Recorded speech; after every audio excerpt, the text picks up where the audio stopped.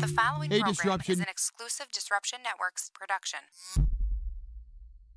Hey, Disruption Network. This is Mike Sacco, the general manager at Nye Volkswagen of Rome. If you don't know me by name, it's only because you have not received the best deal. There's only one reason to leave Utica, and that's to come see me in Rome and get the best deal on your next new, pre-owned, or certified VW. Mention that you heard this ad from Disruption Network and receive $250 off your next vehicle purchase. You'll know why our customers say, I love my Nye VW. Come see us at 5865 Rome Taberg Road in Rome or visit us online at nyvwofrome.com. The Property Sisters of the Mohawk Valley was born when three top producing agents with over 25 years of combined experience selling real estate joined forces to take real estate to the next level. We practice with honesty, integrity, and the knowledge to help make the buying and selling process easy and stress-free for all of our clients. We pledge to always make our clients our top priority from start to finish and even after the house is closed. We will always be a valued resource for information and assistance for our buyers and sellers. Our customers over the years have become not only past clients, but great friends. As we join hands together as the Property Sisters of the Mohawk Valley, we look forward to serving our clients and our community and making a positive difference. You can reach us at 315-601-9630 for all of your real estate needs. Hi, this is attorney Nick Pasalacqua. The team of attorneys I have assembled at Pasalacqua & Associates has been carefully hand-picked to include the best trial attorneys in the particular areas of the law that we practice. Have you been charged with DWI or any other crime? Members of our team include former assistant district attorneys, now fighting to protect your rights 24 hours a day, 7 days a week. Have you or someone you love been seriously injured in a motor vehicle accident? Members of the team at Pasalacqua & Associates include former insurance defense attorneys, now fighting to ensure that you get every penny you're entitled to. If you need legal help quick, don't waste your time or money calling anyone else. Remember, for legal help quick, you better call Nick and the team at Pasalacqua & Associates. 315-500-NICK or 315-500-6425 or visit cnytriallaw.com today. You're listening to The D-Line on Disruption Networks. Welcome to The D-Line. Illegal contact! Number 51! Senkutsu elbow thrust! To the up back! Oimawatsu roundhouse lunge kick! To the quarterback! Takatami insword block to the... Shoot, never mind. 15 yards! First down! Live football podcast on the Disruption Network. You just got the feeling that he spelled the 8-hole and then got it in the end zone. You find out life's this game of inches. So is football. And now, here's your hosts, Chicken, Caleb, and Sil. But they are who we thought they were. And we let them off the hook. What's up, everybody? We back. We're back. The D-Line is back. We're back. What's We're up? back. Gentlemen, it's been so long. All I hear is, don't forget the video. Oh. You've heard that a lot over the years, huh? It wouldn't be right. It wouldn't be right unless we, you know. So, I did all right. I was kind of multitasking here. Not too bad. gentlemen, we're back.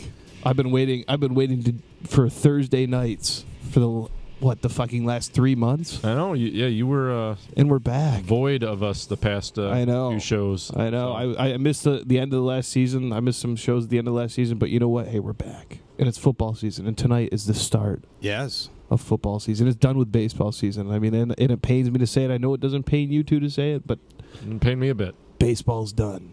In your minds. Not mine, but football is back. Football is back. Football is back.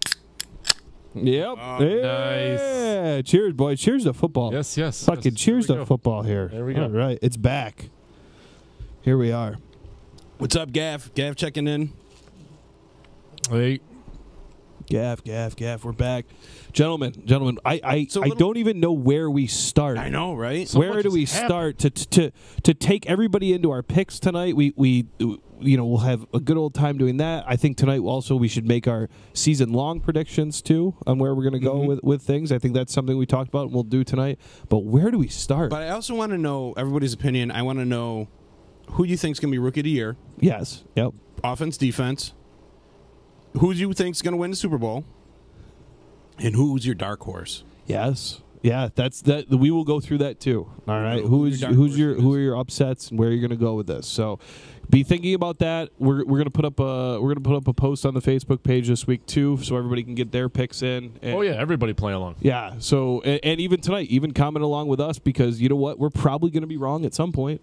You know, I mean, my opinion, but than I'll tell you. I'm coming, gentlemen. I'm going to come. I won last year. I'm coming tonight with a cold hard take later on for the playoff predictions and Rookie of the Year and MVP predictions. I'm coming with a very cold hard take, all right? And it's something that I've told that very, very few people in this world know about, but I'm a big believer in in two certain teams this year, and I will talk about them later. But I think that we should get Let me guess. One of them rhymes with Mets. It does not. It does not, but let me tell you. Watching this preseason and watching my boys play and watching the Jets and where they've been and we talked about it earlier with the Teddy Bridgewater trade and the Jets moving along from him, I'm excited.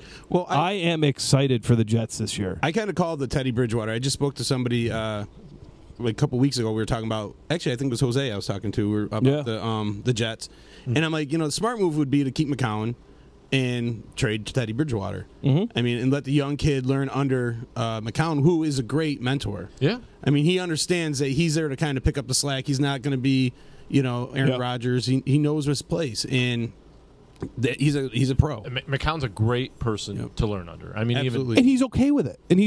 That's the thing. I genuinely think that is a role that he's like, okay, I'm okay with. I took you through last season. I got you to the quarterback you wanted. This is the guy that you wanted. Yep. This is the guy the Jets always wanted. So, here we go. Right. Let's do this. Let me play quarterback coach. Let me make my $5 billion a year instead of going and being a quarterback coach and making $500,000 a year. Why don't I make my $5 million a year and stand on the sideline? Right. And give Teddy Bridgewater a chance for a starting job. And Teddy Bridgewater, as I said, you two were haters on it. You both hated it. Well, so maybe not you, but Mike, you were the ultimate Teddy Bridgewater hater. You told me that the guy wouldn't be good when he got back. I said, God damn it, did he look fucking good? I said he would be a backup ranked quarterback. And he's going to be a backup, and he's going to take over for Drew Brees when he retires. That's as simple as that. Teddy Bridgewater he couldn't have landed in a better spot, really. Yeah. Perfect. Yeah. Perfect. That is a great spot for him. Hi, Sadie. So, I am excited as a Jets fan going into this year. I am excited. My hopes are not through the roof. I'm not over pushing anything. I think we can say the same about both our teams. I think you guys have gotten the news that you guys got this past week. The news I wanted to get. I'm getting a fucking chubby. You guys got the news that I wanted to because I think the Jets and the Bears were the two teams in for the best defensive player in the NFL, and you guys got it. I'm still stunned. I'm not. I want to be incredibly happy, but do these kinds of trades work out? They do. History shows that they work out for the team who get the draft picks. Sure. So I'm hoping we buck the trend and the guy actually lives up to his fucking contract. In this day and age, he's in the right age too. He's really prime. Years in, dude. And here's what I'm thinking. Everyone on the outside looking in that doesn't pay attention to the Bears or anything. They're like, oh, okay, so now you got one player, you got Khalil Mack. So who else you got? And they don't know. And like I was just mentioning to you guys earlier, that makes 3 top 10 first round draft picks on the linebacking core. With Roquan Smith, Leonard Floyd, Khalil Mack, and then Danny Trevathan. That's not a bad linebacking core. That's probably, I would dare to say, the best linebacking core in the NFL right You're now. absolutely right. It is. And I will say this, as Kip just brought up. Kip makes a good point. A lot of people have said this in the NFL. And let me have a chance to defend this, because I love this move by the Bears. A lot of people have said that the Bears gave up too much. Yes, 2 first-round picks is a lot to swallow. Yeah, but it's better than a maybe. Mike, I got you. Here I am, though. Here I am. I'm with you. It is a lot to swallow for a lot of people, but here's where I'm at, okay? 2 first-round picks. You've addressed needs at primary positions if you're the Bears the last few years. Right now, you have your quarterback. Right now, you have your talented players. Maybe not wide receiver, but you have your talented players. And I like Allen Robinson. Well, let me go. I got you here. I'm with you. I'm not going anywhere against you here. My thing is when you have a talent, when you have the ability to give up those 2 picks for a talent, as if there's this is how I heard it the other day. If there's 5 defensive players that you want, if you could count them on one hand, 5 defensive players, everybody's going to start at Aaron Donald, and that's fine. Mm-hmm. But you aren't getting to number 2 without Khalil Mack. Khalil Mack is the best linebacker in the NFL. What?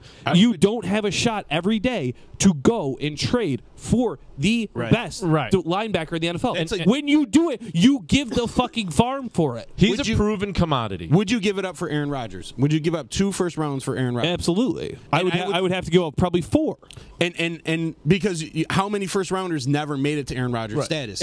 A first rounder is a 50-50 at fucking best. So I would give up 2 first rounders because those are 2 maybes. How many? Exactly. We still got Kevin White sitting on the bench. Hasn't played more than 3 games in 3 years. Exactly. Kip just made that point. Maybe we haven't drafted well. Go get a proven commodity, a fucking guy in the prime of his career. Yeah. This guy is the best fucking linebacker in the NFL, and I personally don't think it's close. I don't think it's close. I can't say they don't draft well. We got Jordan Howard. Sure, but with your upper level picks, we draft better in the later rounds. Yeah. With your upper level picks like Leonard Floyd, okay, we'll give you that one. But that's a fucking easy one. They don't draft well. You're giving up 2 picks that you know what? Hey, maybe you can find a way to get inventive and get those back somehow. Or if you really like a player, you go up and get that one. But the time is fucking now.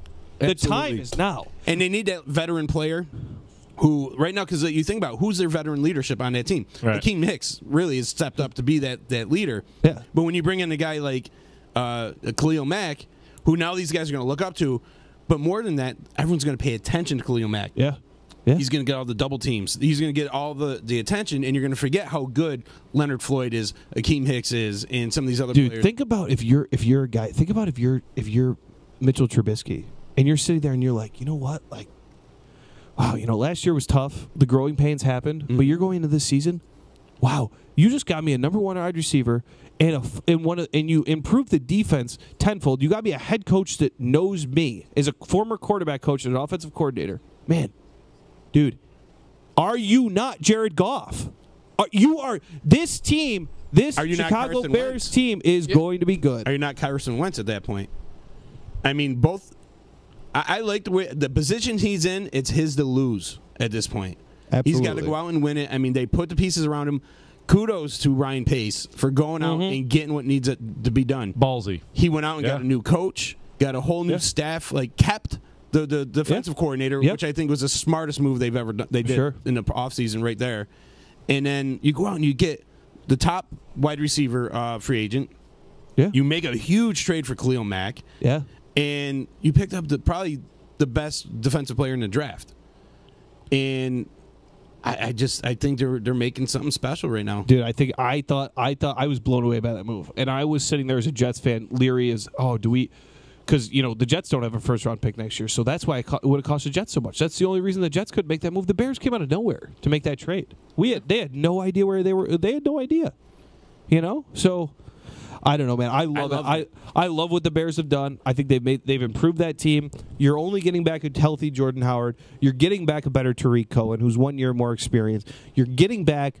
You're getting a tight end that played pretty fucking good last year for the Eagles. And then don't forget Shaheen. This guy's a second round draft pick. Exactly. Shaheen. Obviously, you see something in him. He's injured reserve so he's going to be out a few weeks. He's gone. Yeah, but when he comes back, he'll be good. Yeah. You brought Allen Robinson to shore up that wide receiver core. And you know what I hate? Anthony Miller kid. We're at another year. We're at another year. Wims from the 7th round. Yeah, dude, he lights out numbers that killed other wide receivers in the preseason. Oh yeah, and don't forget about that kid Jordan Howard. Yeah, he's good. Who, by the way, I don't know if you guys ever caught the top 100 players. I did not. I just on NFL Network. Yeah. Who puts this fucking list together? Is what I want to know. Guys with helmets on. That's eyewash. I'm sorry because first of all, Jordan Howard's not on the list at all. You got running backs on there that Carlos Hyde. Yeah. Are you fucking kidding me? Carlos Hyde's over Jordan Howard, who's ran more yards in his first 2 years than anybody in Bears history. Obviously, those guys lick the windows on the bus. And then you got what's his name, Beckham at 78 or something like that. OBJ. Yeah. I'm like, who the fuck are you putting in front of OBJ? A guy you can easily fucking talk out, get him out of his cool. It's just by same. Yeah, but he still kills you. He's still dynamite at a moment's notice. Like, that guy can score at will. It's just the same if you and I, if the three of us were to sit here and put down our top 100. It's fucking worthless. It's eyewash. It's nothing. It means nothing. It's for guys like us to talk about. And I don't fucking care enough about it to talk about. I was just like appalled. It blows my mind. And you also have to remember everyone in this day and age too, and especially in all pro sports at this point, everyone is very, very shook by the idea of an injury and a player coming back for an injury. All right. However easy procedures have become in surgery and stuff like that, people are just still so shook by it, and they just think that there's no shot that a guy can ever come back from an injury. So that's something to think about too. So kept saying he pooped his pants a little when he heard about the Mac trade. Yeah, I did too, man. I was like, dude, I was blown away. I was blown away. I thought it was fake news at first. But I know, right? I hit up on Facebook a few friends, and I'm like, "What the fuck?" I had to look it up. I'm like, "Oh shit, they're not kidding!" Right? And I was like, yeah.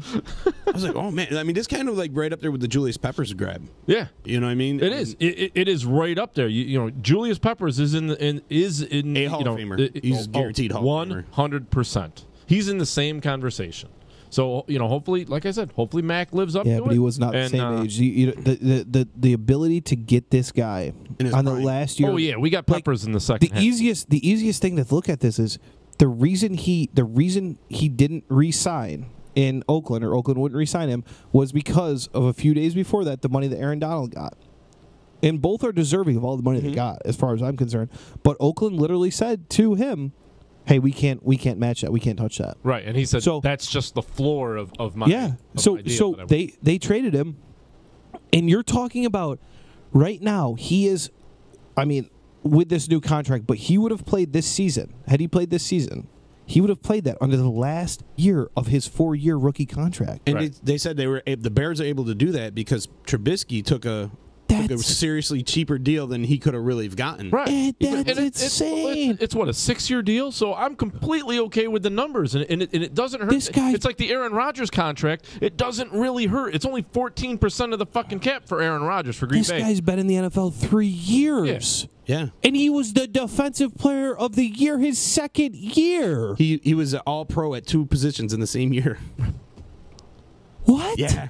The Bears have a ton of money. This isn't going to hurt them at all. Exactly. So. Exactly. It's just I totally get and Kip brings up a great point, and I agree that when you first look at it, and I know he looked at it and thought about it, and he knows exactly what we're talking about. He gets it because he's an avid fan, but you have to people get so married to that draft pick.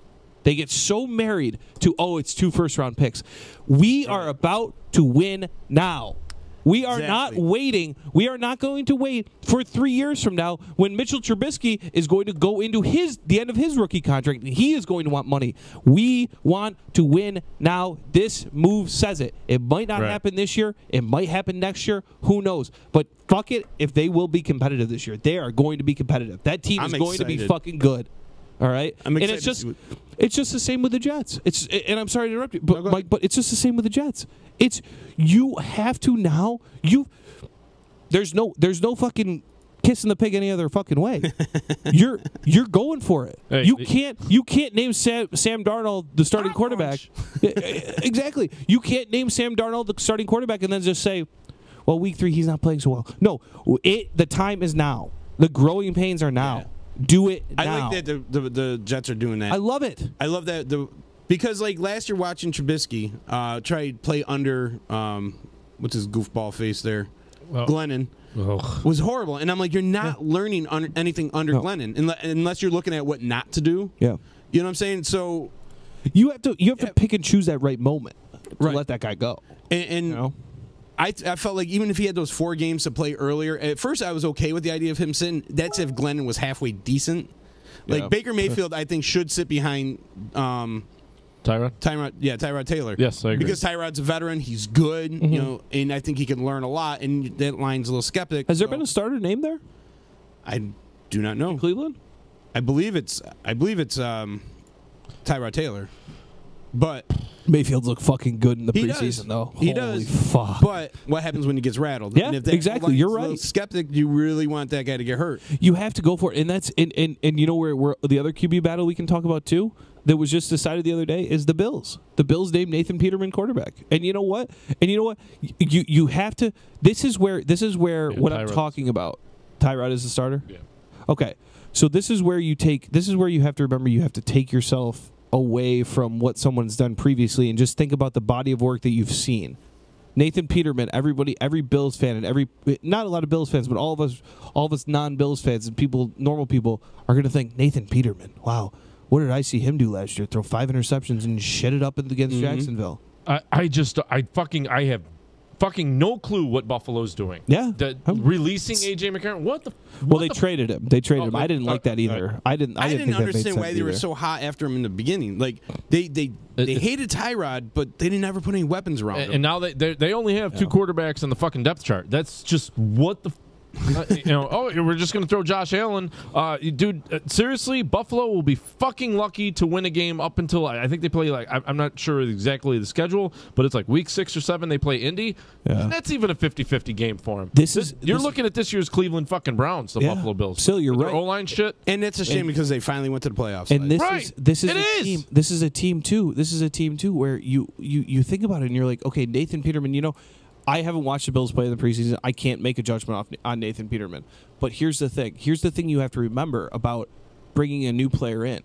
Okay, you're talking that. All right, we're taking week 1 right now from Monday to this coming Sunday. First team reps are Nathan Peterman's. Okay, all right, he plays okay. The Bills lose. All right, next week Nathan Peterman's still your starting quarterback. You're talking. You got to give this guy a 4-week window. And once those 4 weeks are up, if he's not very good, then you have to go into week 5 or whenever your bye week is, because that's the usual time to switch quarterbacks is your bye week if you're going to make that move. You have to go into your bye week and be like, all right, Josh Allen, we didn't believe in you at first. We didn't believe. We didn't think. That's not. When a rookie, that's not. But that's you're not talking. But you're talking. Right, you had enough time to sit. You're talking about a different quarterback right now. You're talking about being behind Nathan Peterman, who doesn't have a whole lot of game experience. You're not talking. I hate to say it, and I know you guys. Right? I know you guys hated him, but the body of work that we're talking about, Mike Glennon had that body of work. He put the work in Tampa Bay. He was good in Tampa Bay. Okay, that is okay. I know, but hey, he wasn't 5 interceptions and shit it up in the fucking AFC East wild card game. He wasn't that. All right, so you have to remember, it takes a toll mentally on a kid like that, too. That's why you go to Sam Darnold and you say, you know what, motherfucker? You are going to be the youngest starting quarterback in NFL history week 1 this year. No one younger than you has started in the NFL, and we believe in you. Go and fucking do it. Even though he has that face you want to punch. Yeah, he has that face you want to punch, but, man, win fucking games. Do it. We'll go through the growing pains with you. We have Josh McCown to help. I think it's a smart move, given who they had then in the quarterback stable. You're not. That's my point with Teddy Bridgewater. Bridgewater's one of those quarterbacks. You might be past your prime.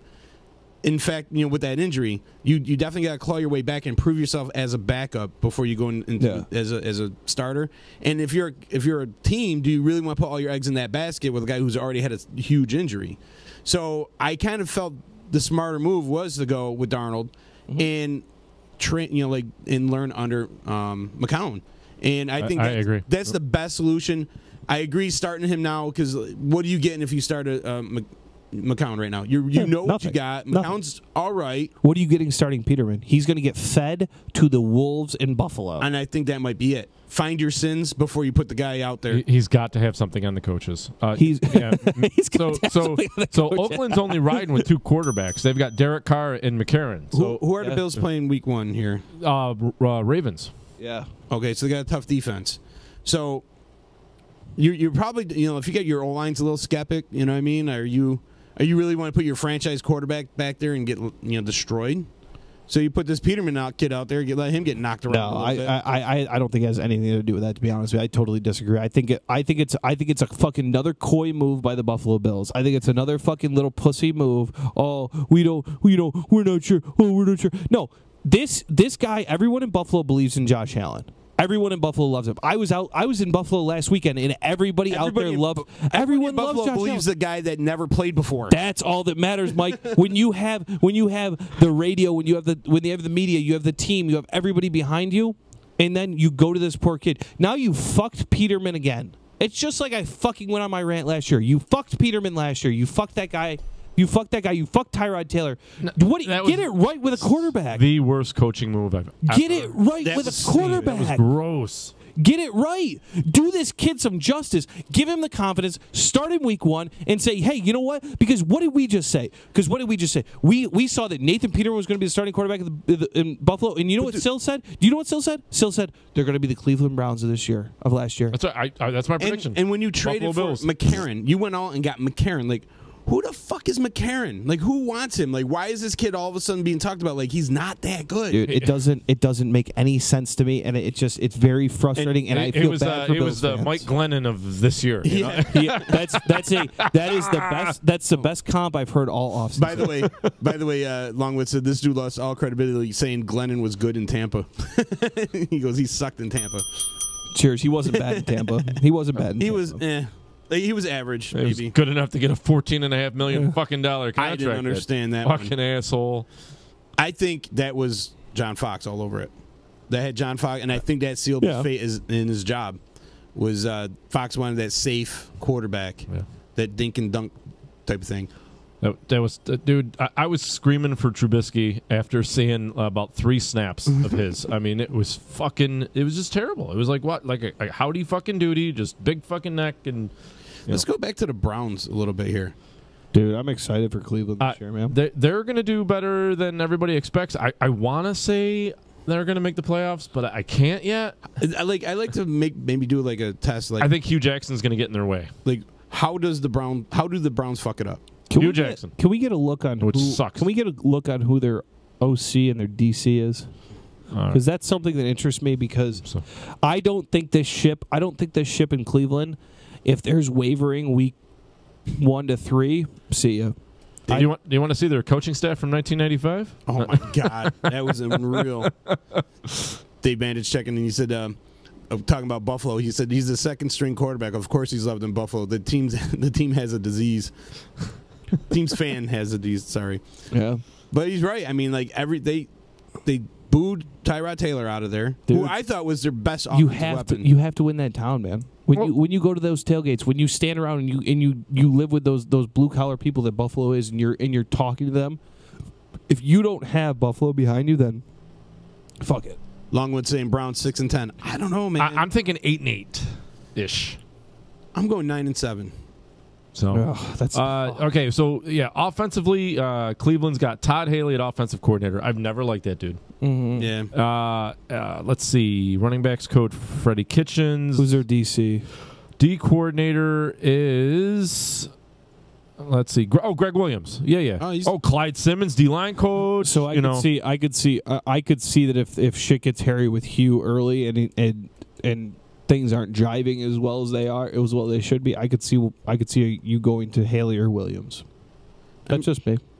Personally. Oh, you're saying like, yeah, I'm not sold on. And you buy Hugh back Jackson. and you buy back the locker. Oh, Hugh Jackson's shit. But you get the locker room back. When you make that move, if he's not in there and he's not the player's coach, and you make that move to say, hey, you're gone, and you bring in a fucking fire horse like Todd Haley. Everybody hates Todd Haley for some reason. Yeah. But you bring in somebody like Todd Haley, who's he is a hothead. He's a Jim Mora type I coach. would rather go the other way and take Greg Williams. I think I bring Greg Williams as a. Let's see. There's a big thing hoo-ha with Greg Williams said something in a press conference the other day that fucking Hugh Jackson didn't like, and so you can't go with did Williams. Did he put a hit on him? What? Did he put a hit on him? No, I can't remember exactly. That's why Greg Williams. But there was an issue. So, they got some. Bob Wiley, offensive line coach. Let's see who else. Who's Bob Saunders? Sounds familiar.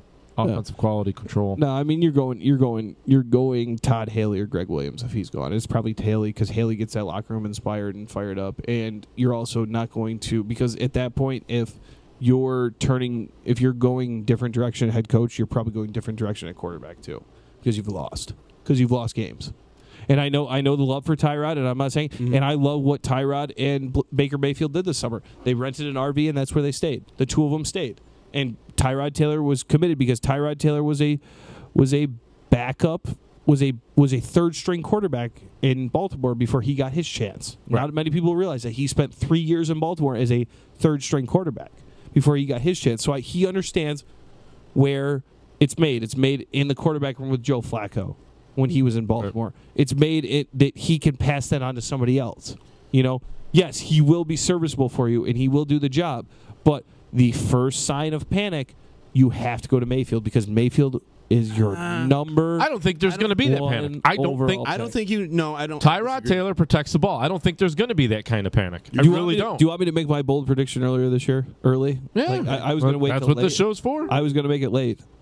Baker Mayfield takes the Browns to the playoffs this year.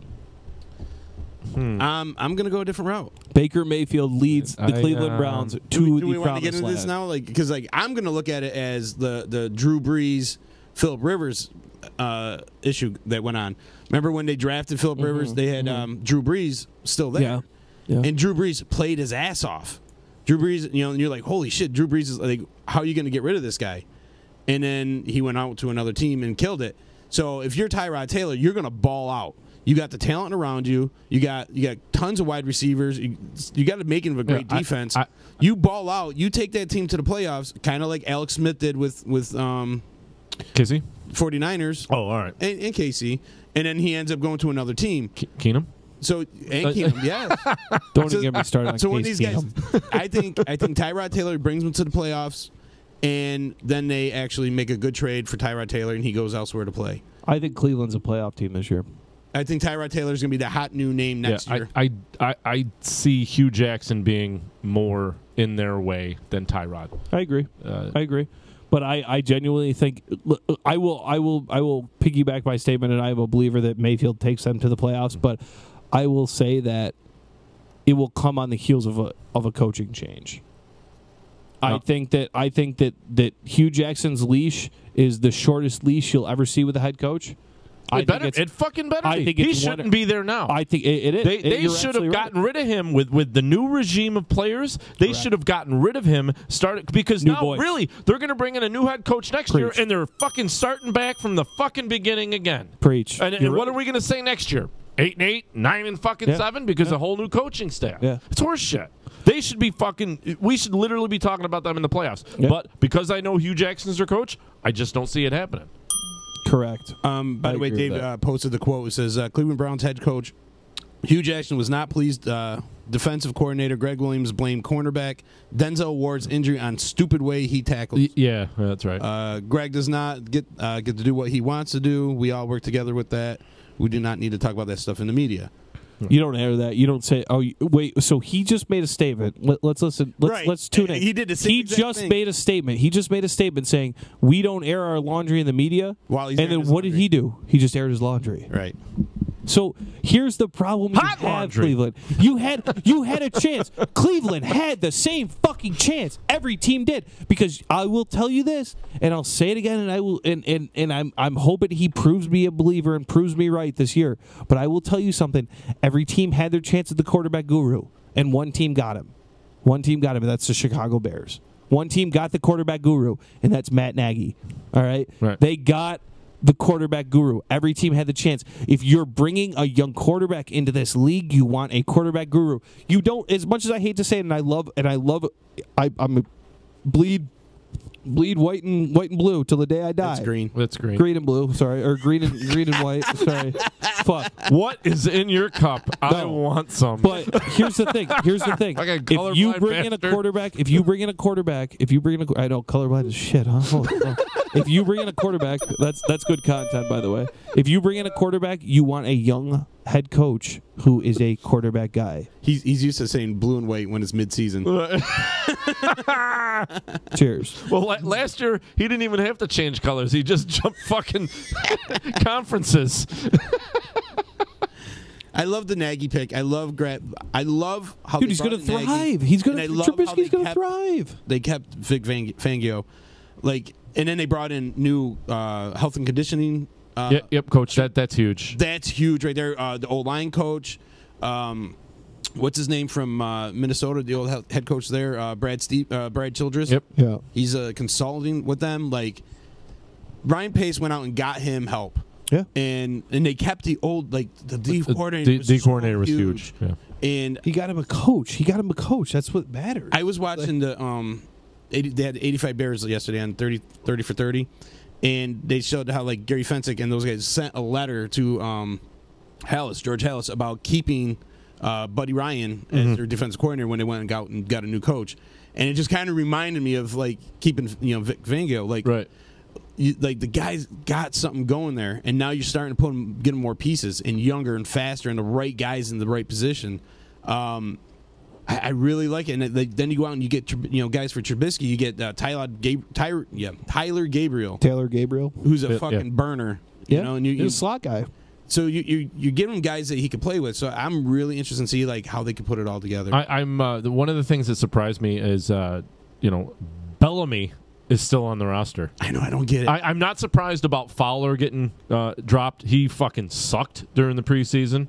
But Bellamy did it again. He's just pulled one over their eyes. Kip makes the point that Trubisky's limited college resume makes him a little nervous. You know what?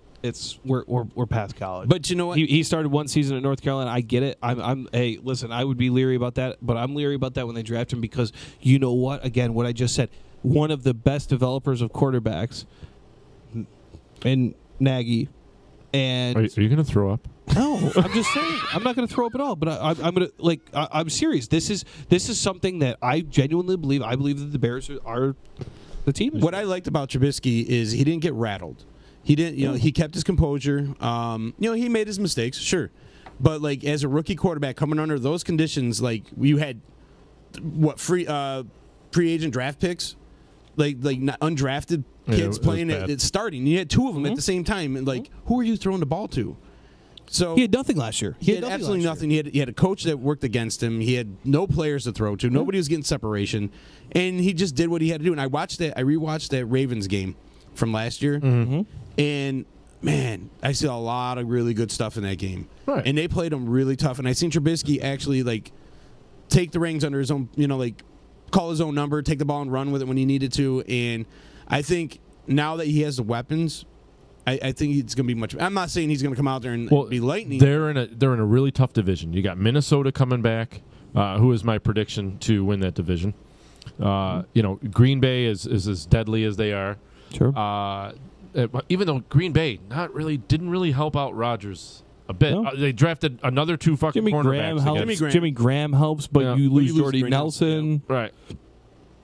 Jimmy Graham's a lot older than he used to be. He hasn't had really good years in Seattle. Yeah, but he's going to have a great year. I got a feeling. You think he's going? Okay, I can't argue that because now he's got a gunslinger of a quarterback. And that's the thing that worries me about a guy like Jimmy Graham is Aaron Rodgers has never really been much of a tight end guy. Yeah, but he never had a tight end guy like. He's never had a tight end like this guy. Huge wide receiver, really. Their run game's going to suffer. They're playing this week with Montgomery and somebody else, so they're down to their third and fourth string running back. I'll hot take this and I'll throw shade here, but are we just going to go into our picks? Or he did have a pretty good. Well, no. He did have a pretty good tight end at one point. And Martellus Bennett's a good tight end. And I see. You have to take your bias away. He didn't really play much. I see the Lions being better too. Green Bay. Than the Packers. I think that division is going to be strong this year, man. Yeah. Aaron Rodgers got hurt before him and Bennett really got to play together. Yeah. So, you can't really say that because who knows? Bennett probably wouldn't have got hurt if Aaron Rodgers was playing. And Jimmy Graham really hasn't been that good the last few years either. That's the thing. He went to an offense where the quarterback runs and scrambles a lot, and the wide receivers were getting open and having to read. Yeah. Jimmy Graham wasn't exactly doing that, so he was having off years. Whereas with Drew Brees, who's a pure, he's you know what? Drew Brees is probably more like Aaron Rodgers. Good point. Yeah, because he played Drew Brees first. Yeah, right, gotcha. He could pinpoint pass. Right, he's always looking to pass first. So this may be benefit him. I'm looking at it. It's like bringing Randy Moss over to, Tom Brady. You're finally reconnecting him back with another good quarterback. Yeah, and I think he revitalizes his career over there. I really do. Yeah, could. No, it's not good. Could. Fuck that. Fuck them. Fuck that. I hope you get injured. But you take Jordy Nelson away. The rest of the guys are okay. They don't really scare you. No, and defensively, they haven't really done anything fucking linebacker or they did pick up a D lineman. Shit, can't remember. But, again, rookie cornerbacks. So we might have a good game this Sunday. Yeah, I actually... The Packers are favored by like 7.5. I can't believe it. But so gentlemen, what do you think? Should we go week 1 picks here, or should we go our full season picks here first? Well, we still got 20 minutes before we should get into the week 1. So let's go year. You want to go year? Yeah. Let's start year. Let's do it. Yeah. So we'll go each division, and then we'll go AFC, NFC championship game, and then Super Bowl. So you want to pick divisional winners? Oh Jesus Christ! I didn't. I just picked the division winners and wild cards. I didn't pick playoffs. Oh Christ! Okay, well, all right. So we'll go. We pick Super Bowl winners and we'll go Super Bowl winners and divisional winners. Woo. Okay, does that sound good? And 2 wild cards? Yeah, sure. Okay. All right, well, Still's got the wild cards. You said so. Yeah, I got wild cards. All right, so we'll start in the AFC East. You guys have a hot take on who's going to win the AFC East? I really don't see anything changing there whatsoever. I see one team coming out of that division. TB12 is still playing, right? Yeah. Okay, we're gonna go the New England Patriots. The goat. Yeah, I'm going New England winning the AFC. Yeah, great. All right, the NFC North. Whoa, wait a minute. Are we going to stay in AFC? Could. You're jumping all over. I know. I wanted to go.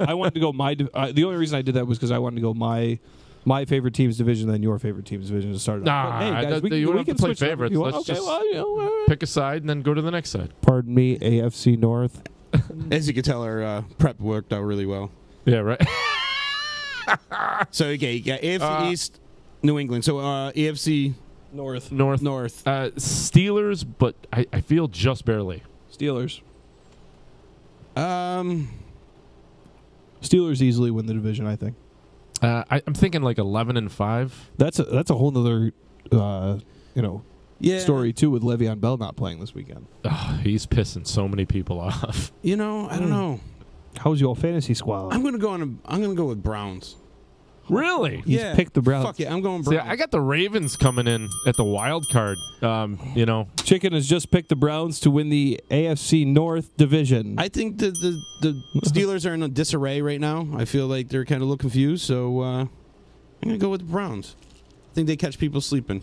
Wow. Okay. AFC South. Jaguars. This is a tough division. This division is going to be good this year. This division is going to be good this year. I'm going Houston. Yeah, I figured you would. Yeah, because you love that Watts. Yeah, he does. Dude, you're getting J.J. Watt back. You're getting your whole team back. I am going to go with. Oh yeah, that terrible O-line. They're getting them back too. I'm going to go. Didn't matter when you threw 18 touchdowns. I'll be honest with you. I had I was down to 3 teams for the wild card, and I had to cross off the Texans. So I had them really close. How? But that kid was on fire. 18 touchdowns in 7 games. Come on. I feel the Ravens are going to do a little bit better this year. All right. So we got 2 Jacksonville and 1 Houston. So let's go AFC West. Chargers. This is such a shitty division this year. It's so sad. No, I'm going to go with the Chiefs. Wow, are we all going to be different? Because I'm going different than both of you.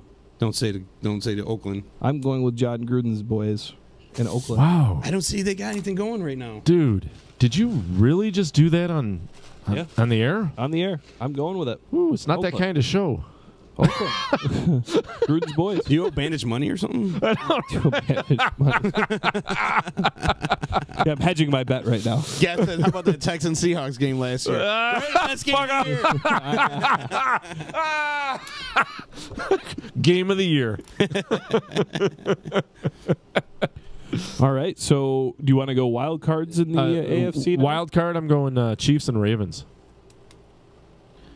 Chiefs and Ravens. Wow, I don't have either of those teams in the playoffs. Browns and Chiefs are wild cards. Tennessee and wait a minute, I thought you picked the Chiefs too. Yeah, but the only 2 get never mind. I love you. Wild card.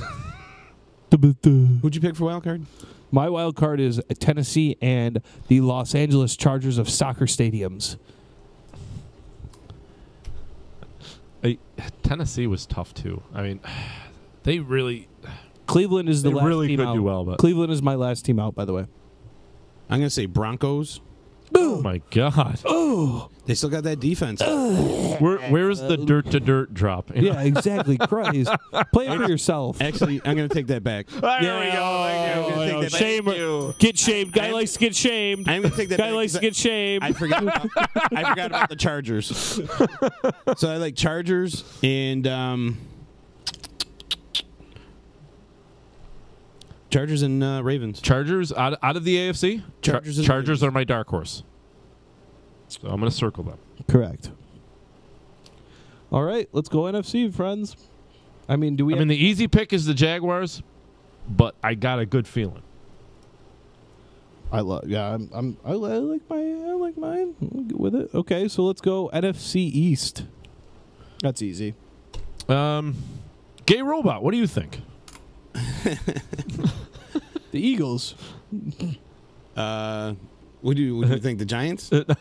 I'm actually here. Due to injuries and erratic weather patterns, the Eagles will finish a dismal 7-9. I'm gonna pick the Eagles out of the East. I'm gonna go with the Giants. Saquon Barkley. I think to get all the wide receivers back. That's nice, Mike. That's a horrible take. Completely forgetting about that fucking horrendous O-line. Which they got. They helped. They helped with that. Who's they that did help a little bit. Nate Soldier. That dude's a big motherfucker. 6'7", like 325. They drafted O-linemen too, I believe. Yeah. How about the NFC North? Going Vikings.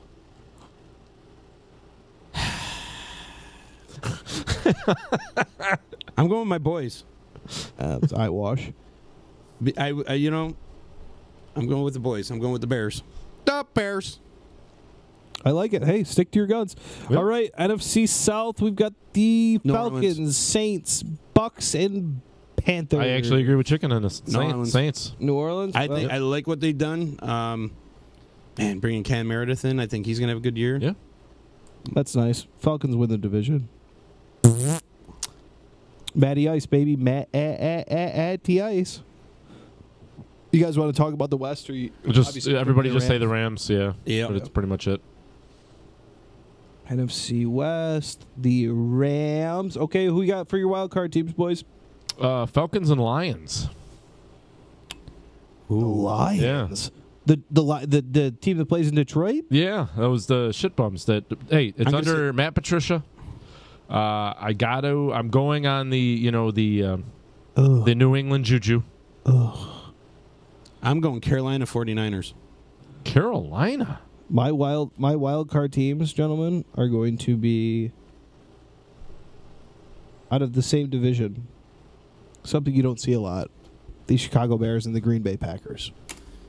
It was tough. It was tough. Those will be my wild card. I say Packers just missed. Packers and Bears just missed the playoffs. I say the NFC North is going to be awesome this year. It's really going to be a lot of 1-1 splits. Kept saying Atlanta and Rams. You're going to say Rams is the wild card? Ooh, I think he's talking NFC Championship game. Oh, NFC Championship. Wow, and I love.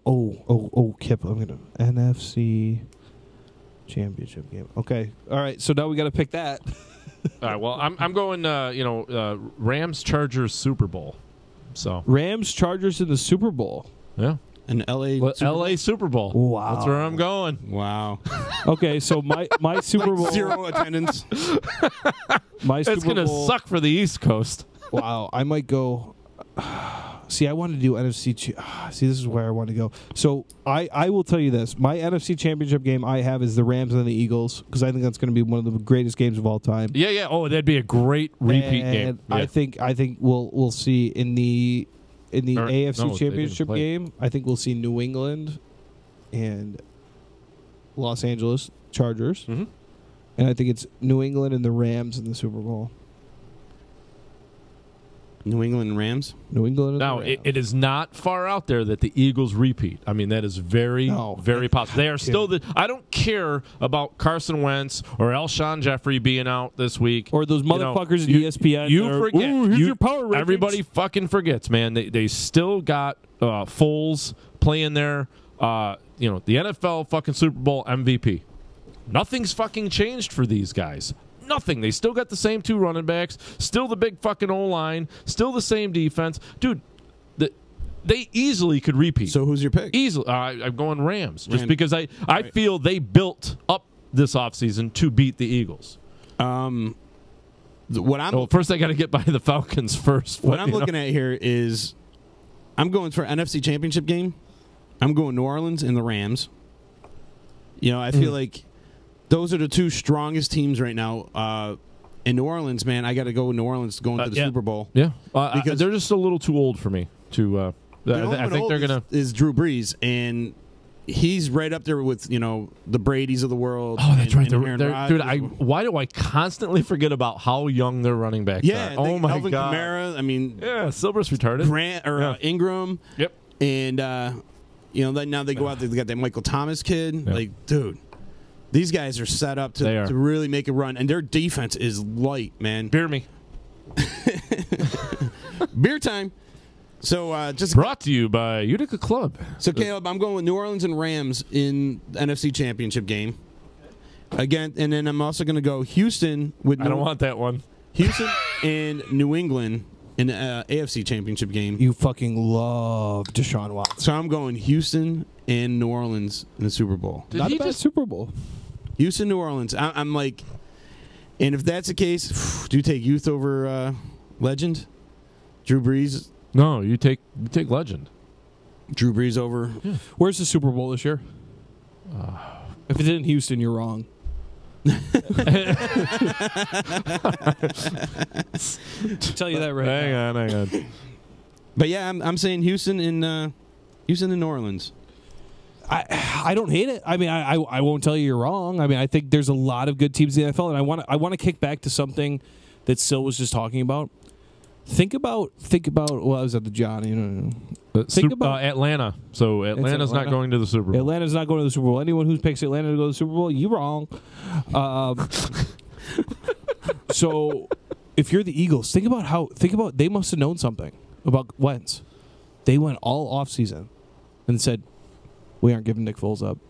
You got to wow us. You got to give us a couple.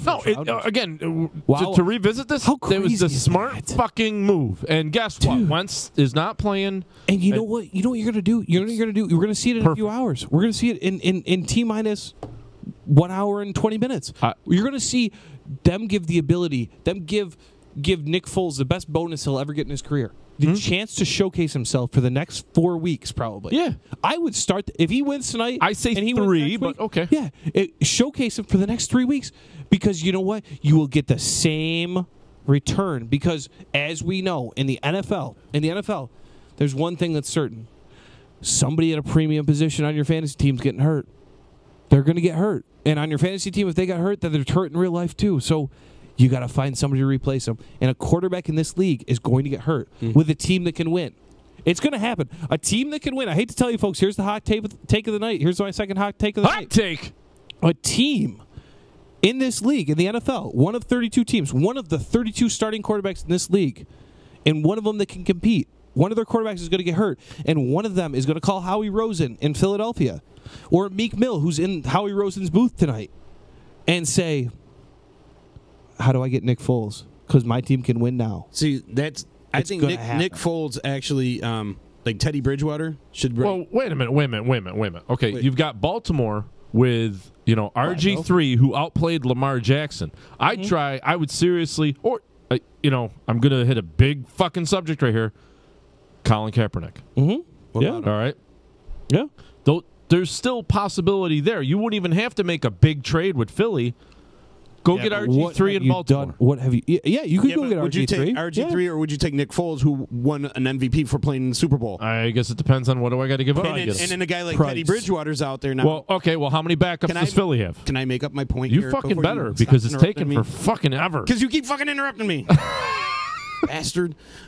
For show of the year. You know, so like you have, because of what Nick Foles did last year, so now you put a premium on backups now. So now everyone's looking for that veteran backup like a Teddy Bridgewater. Now he has more of a value now. So everyone's gonna go out there. The Chase Daniels of the world, not so much. You want that veteran guy, that old school guy that just maybe coming off an injury. Yeah. I agree. You're seeing Paxton Lynch now working out for the Browns or the Bills. Coming out there now, people are going to look at these guys and say, "Wait, we need a veteran backup in case our guy goes down. We got a guy that we know and we can trust." And now these backups are going to be at a premium. They're going to be able to get more money. Now Philly could be, because they kept 3. They got Nate Sudfeld as their number 3. So they could easily look last year. Yeah, right. So they could easily look to trade. I see Philly if they got the right deal. Now here's where I'm coming from. Now think about a team like, say, Phillip Rivers gets hurt. Wait, did we finish our picks? Yes, we did. Yeah, we're good. Finish our Super Bowl picks through. Think about a team. think about a team like the Chargers. Oh, Phillip Rivers. Kip says, write it down. Rams, Steelers. Ooh, don't hate it. What? Think about tell Kip, when we put it up on Facebook, we need your picks. All right, we'll put all of ours up on Facebook as well, and you put yours up as well. Yeah. Right, comment, like, and share. As they like. So here's my thing. Here's my thing with Foles. If Foles does well for 3 games and say Phillip Rivers blows his ACL again, hypothetically speaking, okay, Phillip Rivers' backup right now is Geno Smith. Geno Smith is a filler. Okay, Geno Smith is a guy who comes in the second half. I'm a filler. Yeah, exactly. You like that type of shit. So is your mom. So Geno Smith is the type of guy that comes in and gets you to the end of the game so you can sign another quarterback that week. If somebody like a Phillip Rivers gets hurt, somebody like a Deshaun Watson this year gets hurt, someone like a Blake Bortles gets hurt, those are teams that call and say, what is the price on Foles? Because we have a chance to win this year. We have players that we need to win. You don't believe in Cody Kessler? No, I don't for a second. See, now you brought up Blake Bortles, and I think like Jacksonville really should have went after Teddy Bridgewater. Yeah, that was really you know weird. What I mean? Yes. Because Bortles is like that borderline. He can have good games and he's not so good games.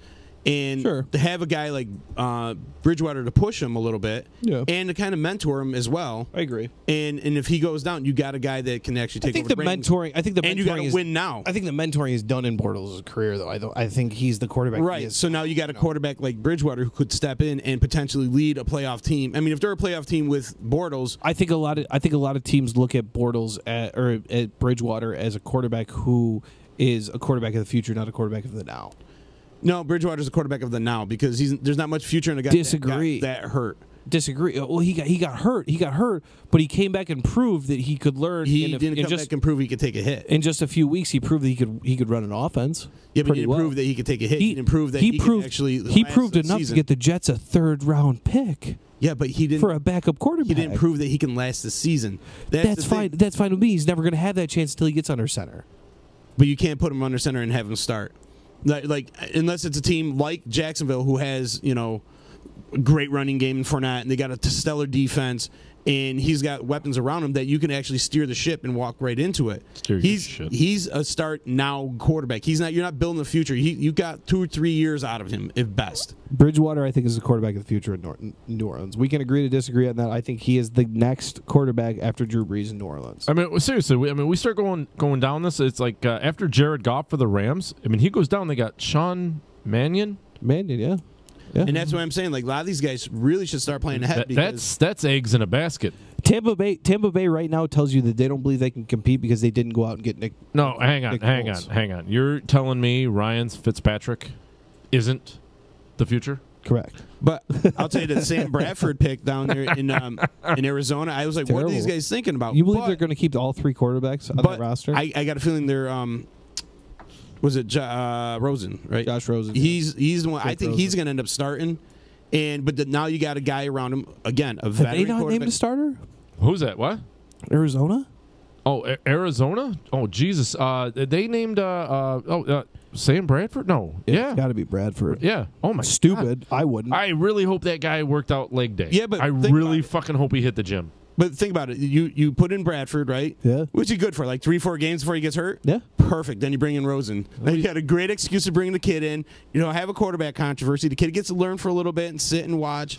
Then you get the crowd screaming for Mike Lennon. If I'm a new coach going in there, fuck you. I'm going with Rosen. I'm living and dying by my quarterback.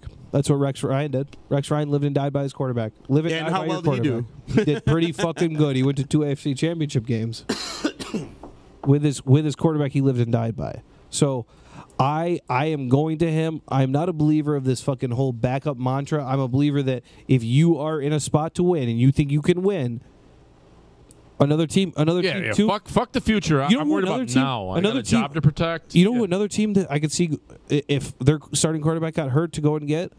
Brian Hoyer ain't the answer if TB12 gets hurt. Oh, God, no. It's Nick Foles.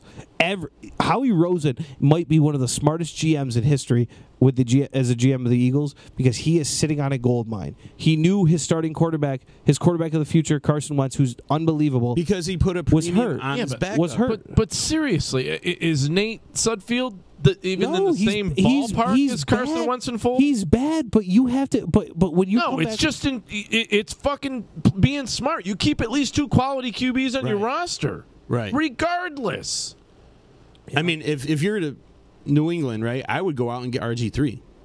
Yes. I don't think RG3 is that as available as you guys think he is. No, he's not because Lamar Jackson had a shitty preseason. RG3 outplayed him big time. Lamar Jackson's on the bottom of that chart. RG3, they said, from what I've seen, people have said that RG3 has presented himself among any player in this offseason with the highest upside. Yeah. He has done himself a huge justice. And now so even if Baltimore is looking to trade him and keep Lamar Jackson, he did himself a world of justice and just upped his numbers. Well, he upped Baltimore's trading request numbers, I mean. Sure. So, but he is probably the most easily to trade for QB right now. And that's because Nick Foles set the bar. You know what I mean? Now everyone's like, scrambling around, like, holy shit, like, if our quarterback goes down, who do we got behind him? And that now teams are looking that direction. They're going, we need to sign a veteran.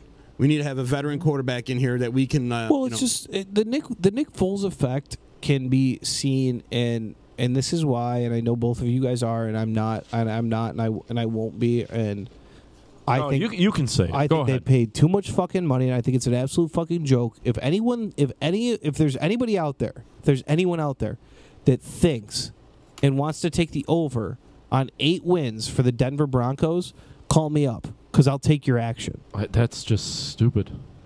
Case Keenum is not that good. He's not that bad. He'll manufacture what does he few have wins. there? That's the thing. They don't have nothing. He's a decent quarterback, but they have nothing there. Why would you make that move? The defense will keep him in games, but offensively, they're not going to be able to. Case Keenum hasn't done it for me. They still got Emmanuel Sanders, an aging Emmanuel Sanders, an aging Demaryius Thomas, no tight end, a running back by committee with Devin Booker's the best tight end or the best running back you have. He sucks. Like you're talking about John Elway, who's supposed to be the fucking chemist of making great teams. Fucked this team up. Oh, let's go out and pay for Case Keenum. I hate to tell it to you, folks. Case Keenum's done it once. He's done it once with a very, very, very good team. Mm-hmm. Yeah, but with a fucking awesome defense. You got to remember this kid's never got a chance. Never had a team that says you're our starter. If any of you out there, if any of the people in this world want to hype Case Keenum, listen to what Sil just said. And listen to how close Case Keenum and all those people that are going to hype Case Keenum are all haters of Mark Sanchez. Because Mark Sanchez, I hate to tell everybody in this world, Mark Sanchez is a better quarterback than Case Keenum. They both ran into good defenses. So anyone who wants to go out there and knight Case Keenum, I'm telling you, the guy will not win 8 games this season. And if you think he'll win more, that's right around where I'm putting. Share comment. I really share comment right here. All right, because it's not going to happen. Give or take 1 game, 8-8 is about where Denver's going to be. With a volatile head coach that almost got fired at the end of this past season. Yeah, that's what I want.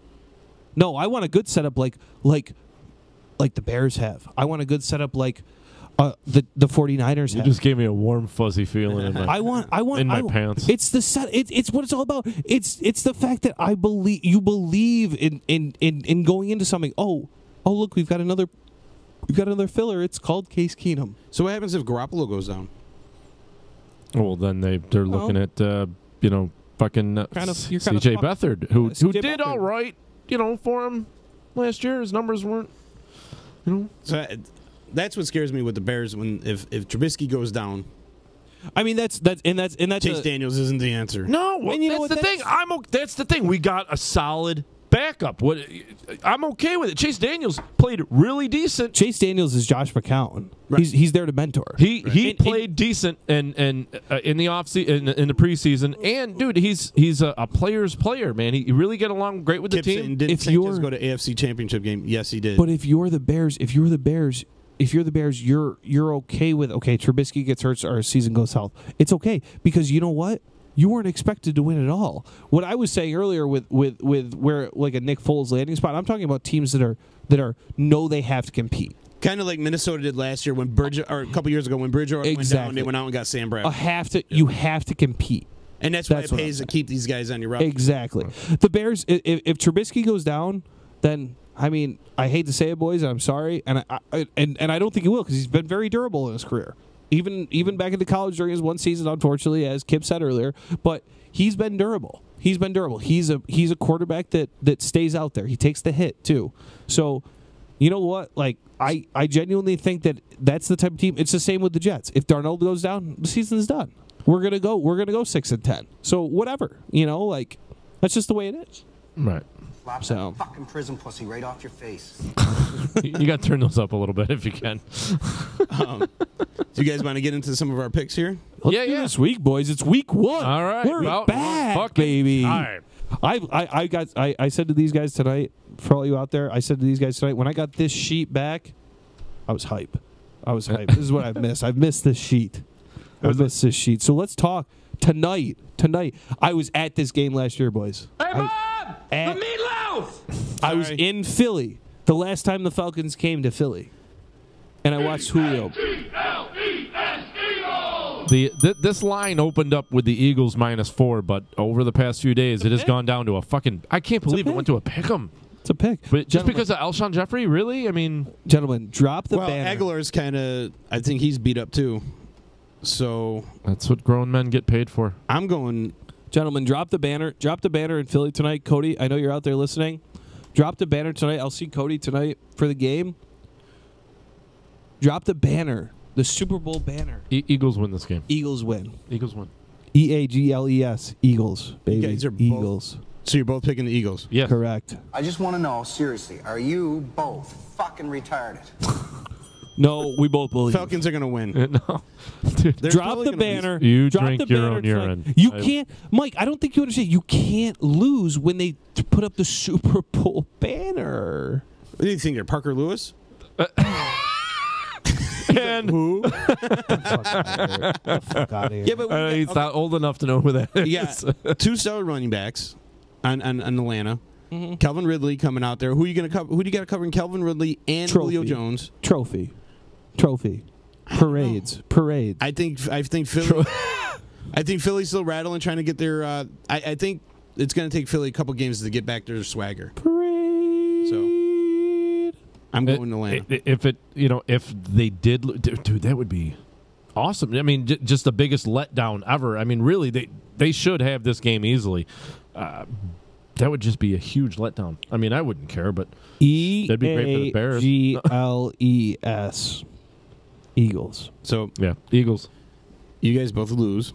You know what? I'll even take the Eagles with the spread. Good one. Eagles, taking baby. Atlanta.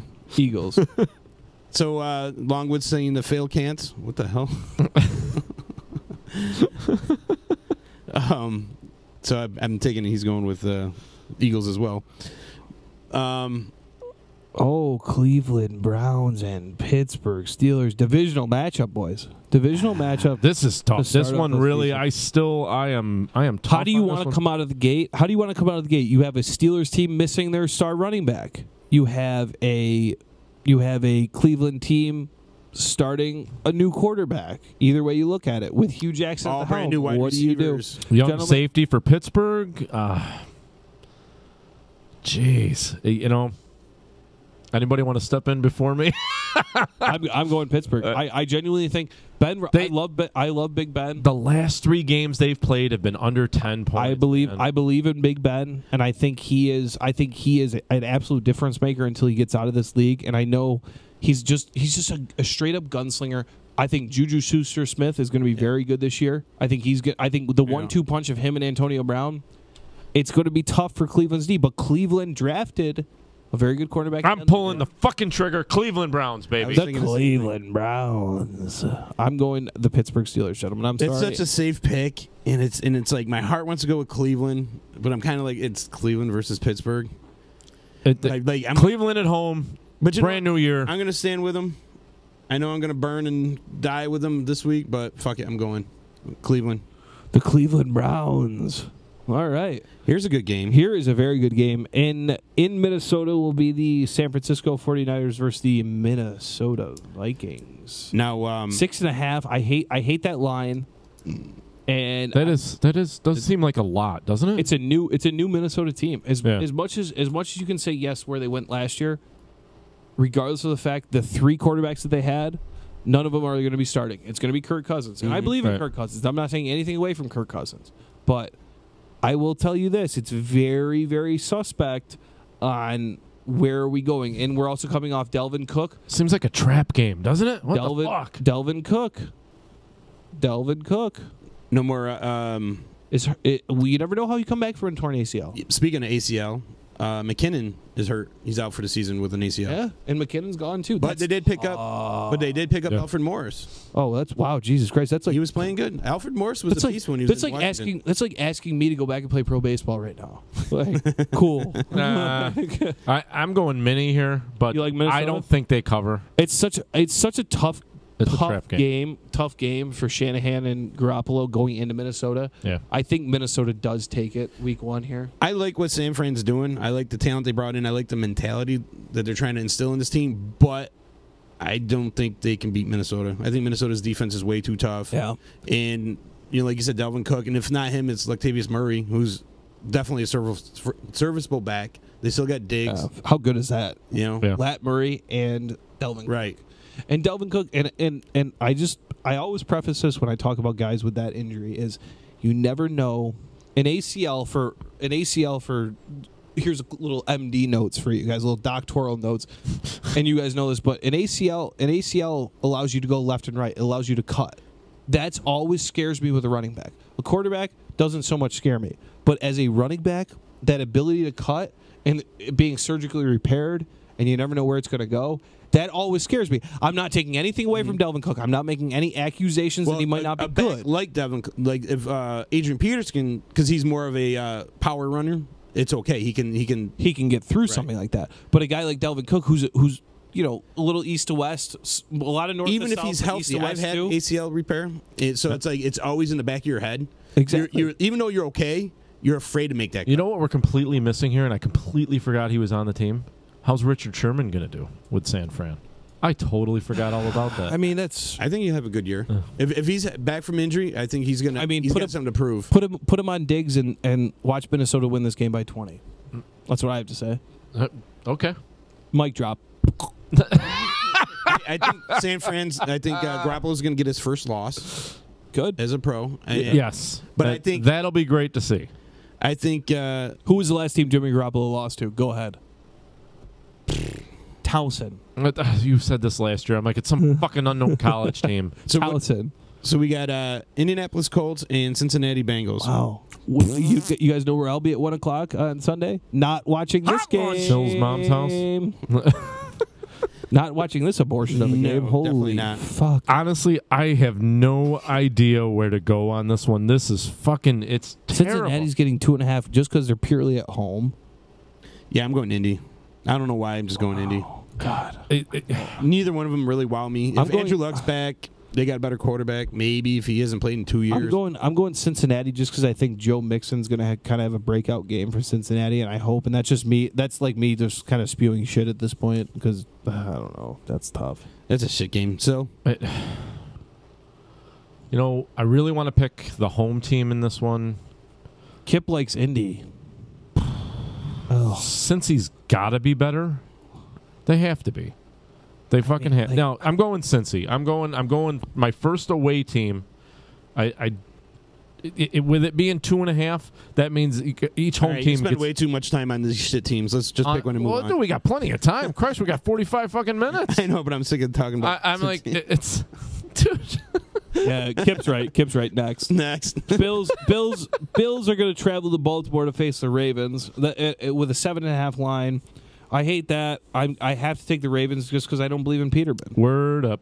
Yeah, I'm going Ravens as well. I'm going Ravens, and I hate, and I'm so sorry to all my Bills fans out there. Like I really genuinely feel bad about it. Like I feel terrible about it. I just know where the Bills are going in this direction right now. If Allen comes out and he's legit the number one starter, and he emerges as that, like I could get behind him a little bit better. I will tell you, if the Bills had named Josh Allen the starting quarterback, I would have picked the Buffalo Bills. Right. I just don't know where they're going, what they're doing with their team right now. No. They seem lost. The Bills' O-line. Yeah, Kip, I agree. Cody, I disagree with your Indy pick. It's horrendous. Fucking horrendous. So you're going Ravens? Yes. Okay. I have to go Ravens. Cody's gone Indy and Baltimore, which I agree with. So, this next game, I really like this game. I really like this game. Jacksonville travels into New York in the hot weather. Travels to New York City in the hot weather and plays a Giants. Jalen Ramsey is going to own Odell. Yeah. All right. So that's how that's going down. Nothing's changed. I don't care what he says. He hasn't grown up a fucking bit. All it's going to take is Ramsey just like fucking 2 sentences, and Odell's going to lose his shit. This is easy for me, guys. But then you got Saquon Barkley in the backfield that can against that fucking defense. You got a lethal. Jacksonville. You got a lethal front seven in Jacksonville. Jacksonville. I think 3.5 is enough, but if Jacksonville was giving 5 points, I'd bet Jacksonville still. See, you're forgetting they got a guy named Evan Ingram. Yeah, that's fine. Sterling Shepard. I mean, hey, they got some other weapons, and that Saquon Barkley right there. Man, I got 2 words for you: Eli Manning. 4 interceptions, but when he's got a running against game, that defense, at least he's got a running game, and they picked up Ogletree, and I don't know. Blake Bortles. Shit, those are another 2 words I hate to hear. Yes. But you guys hate on Blake Bortles. Blake Bortles is real. Blake Bortles. I'm going. I like this game. I like this matchup. I think it's a really good matchup. I think this is going to be a really good game. I'm just going with the Giants. I think wrong with Saquon Barkley back there. I know they got Leonard Fournette. I think these teams are built similarly, but I think the wide receivers favor the Giants. Jacksonville without much of a problem. Wow. Yeah, I New York. Agree with you more. The Giants might try to come out and play inspired for Pat Schumer, but I mean I don't really care about him, and he's not really a really vibrant head coach. We won't talk about the next game. Everyone will spare you from this. It's going to be Ryan Fitzpatrick against the New Orleans Saints. The Bucks go like 4-0 to start the year. No, I'm kidding. So you're talking about the Tampa Bay Succaneers? We're going Saints. Go right ahead. Yeah. Everybody just circle it quick. I've circled it 3 times. Drew Brees, 350 yards. Tampa Bay versus 4 New touchdowns. Poor Tampa Bay. Man. So what's the status with the quarterback? Famous Jameis? Yeah, he's out for 3 games, 3 weeks, I believe. Yeah. For grabbing an Uber driver's titties, pussy. A pussy. Didn't our president do that? So maybe he can be voted president now. Tampa Bay was a disappointment to me last year.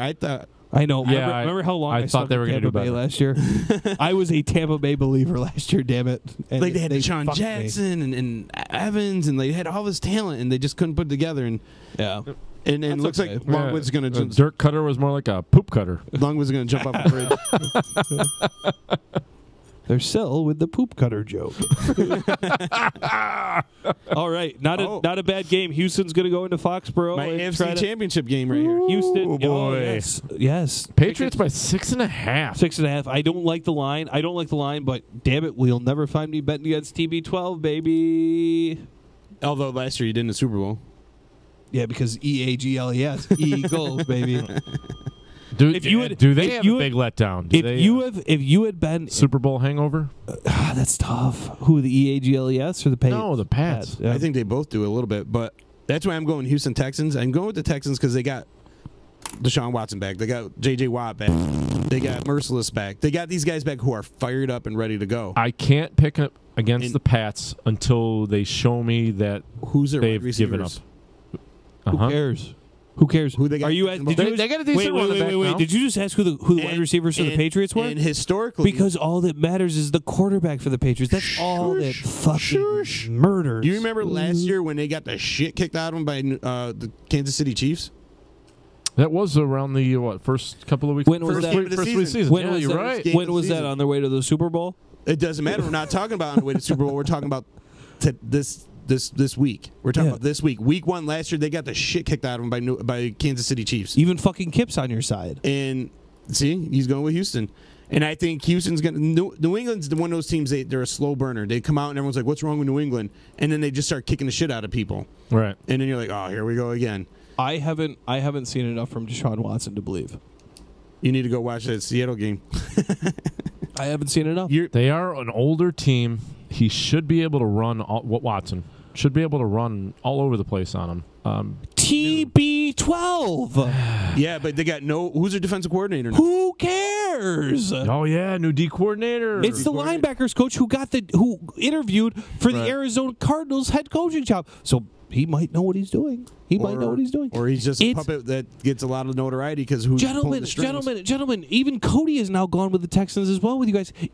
We're talking about Tom Brady. Who just lost the Super Bowl. And that's why he's done that before. And then you know what he did after the year he lost the Super Bowl? And last year? He won one. Then last year after he won one, he dropped the first game of the year to the Chiefs. And I think I think Houston's going to come out and want to play them harder. I will tell you, I think 6.5 is cat piss, but New England wins. The Patriots are a league leading 159, 108, and 7 against the spread since 2003.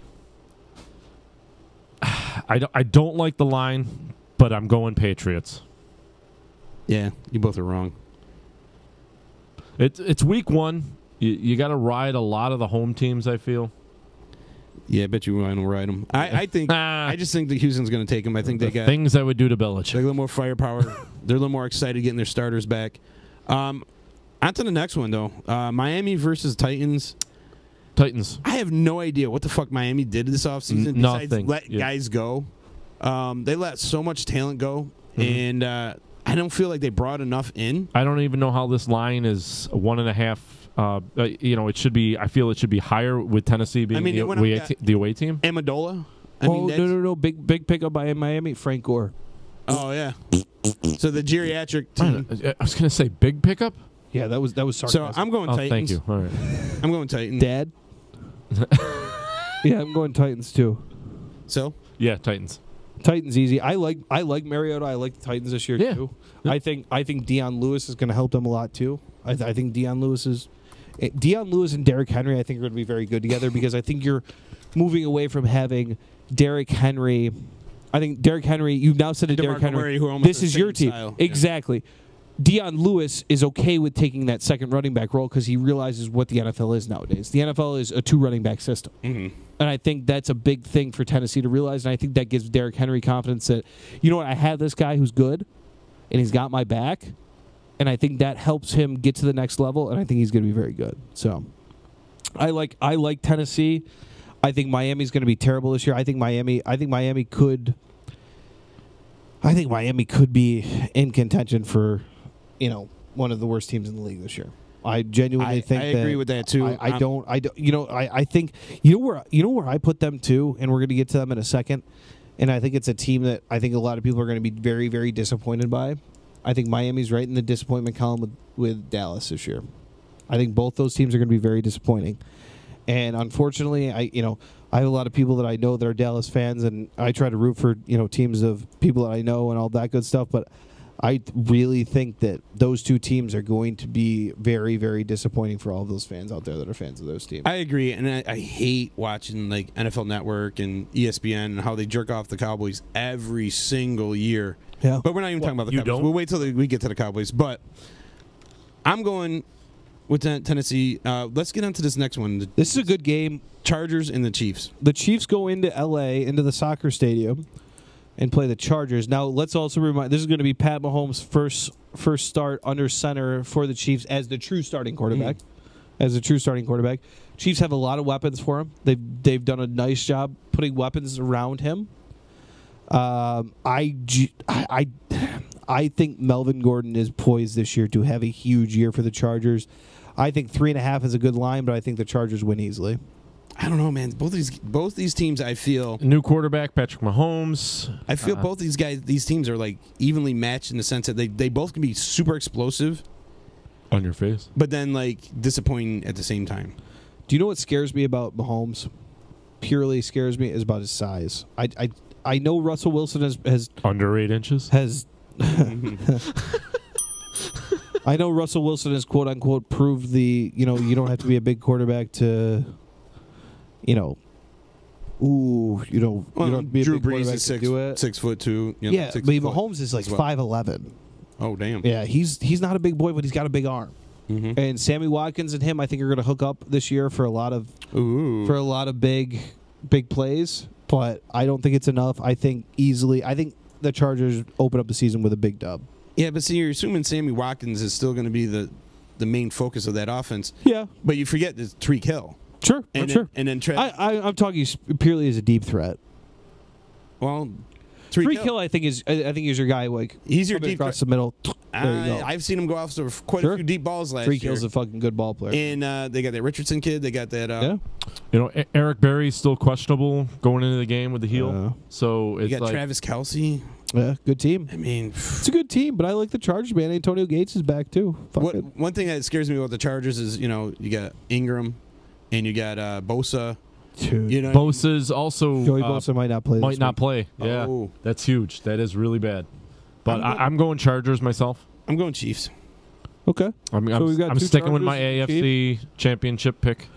All right, so the depleted Seattle Seahawks are going to go into Mile High Stadium and play the Denver Broncos this coming week. I'm not even going to talk about the Denver Broncos, and you will not find me this year picking one game for the Denver Broncos. I will pick the Seattle Seahawks. Are the Broncos your this year Cleveland Browns? Correct. Oh. I think the Broncos are going to be trash this year. I don't believe in Case Keenum. I think he's going to falter. Worse than the Dolphins, huh?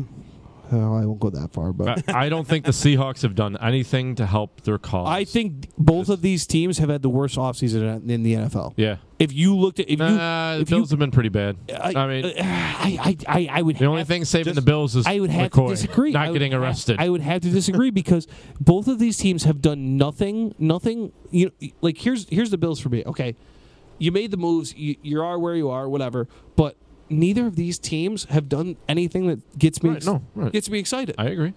If I'm a Jets fan, I'm excited because we got Sam Darnold. Right. Or we have Khalil Mack. Did you just say Darnold? Yeah, Darnold. Just by the way, French Canadian for you. Kip and Cody picked the Chargers on that last game, and Cody now is picking Seattle. Yeah. I'm going with Seattle as well. Yeah. Just because Case Keenum sucks. Yeah, I know. Wilson. I'm staying with the home team and staying with the line. I'm going Broncos. I say once you got Russell Wilson back there, you always have a chance. Kip saying if you had to pick anyone, Seattle, because it's a gross game. You're right. He's so right. Kip, you're right. It's a terrible game. It's bad, but I'm going to stick with the home team. They're yeah. That's going to be an interesting game. Oh man. So then now we got a game between a fucking cotton ball and toothpaste. Carolina, it really is. Carolina Panthers versus Cowboys. I'm going with the Panthers on this because I can never pick the Cowboys. But in all reality, when you look at Carolina, the Cowboys same have with done, you. I just don't see anything that the Cowboys made better. Like you're making Dak Prescott your main focus. Sure. Him and Ezekiel Elliott. Yeah. So what happens when they shut down the run? Who are you going to? Who's your outlet? You don't have Des Bryant there anymore. You don't have question, Mike. You don't have Witten anymore. So who do you have? I mean, Tavon Austin. I mean, he's not there. He's not there.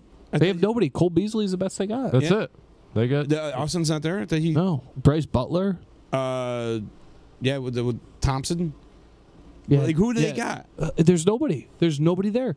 I mean, but here's the thing. Des didn't do it for you, so maybe you'll see these other guys. But you're also, again, it's exactly what we've always said when you talk about the NFL. It's if Des Bryant's on the field, the best quarterback's covering him.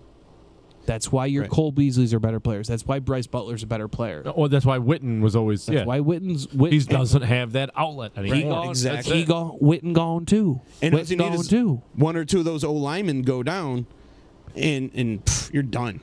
You know, then it's harder to run the ball. It's harder to get the passes off. I just zero wide receivers. You don't have anybody to throw the ball to. I think it's going to be a very disappointing season, and it troubles me because I'll tell you, it really pained me. We had our fantasy draft this past weekend. I love Zeke to death. I think Zeke is, if not the second best, but the third best running back in the NFL. All right, but how do you keep? Yeah, there's Dave. Dave's right. Hearns. Alan Hearns is your guy. He's right. That is your guy, and that's that. If you're a Cowboys fan, you should be frustrated by that because as a owner in a very very competitive fantasy league that has Zeke, I'm scared to death. I'm trying to get rid of Zeke any chance I can because you know what's gonna you know who the playmaker on that team is?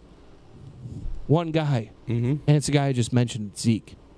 And that's the struggle. That's the part that I will say this. I think that the Cowboys could go 4-12 this year. So now they got like a builder team, kind of like Russell Wilson. Like he's the main focus on that team, and they have like a running. Yeah.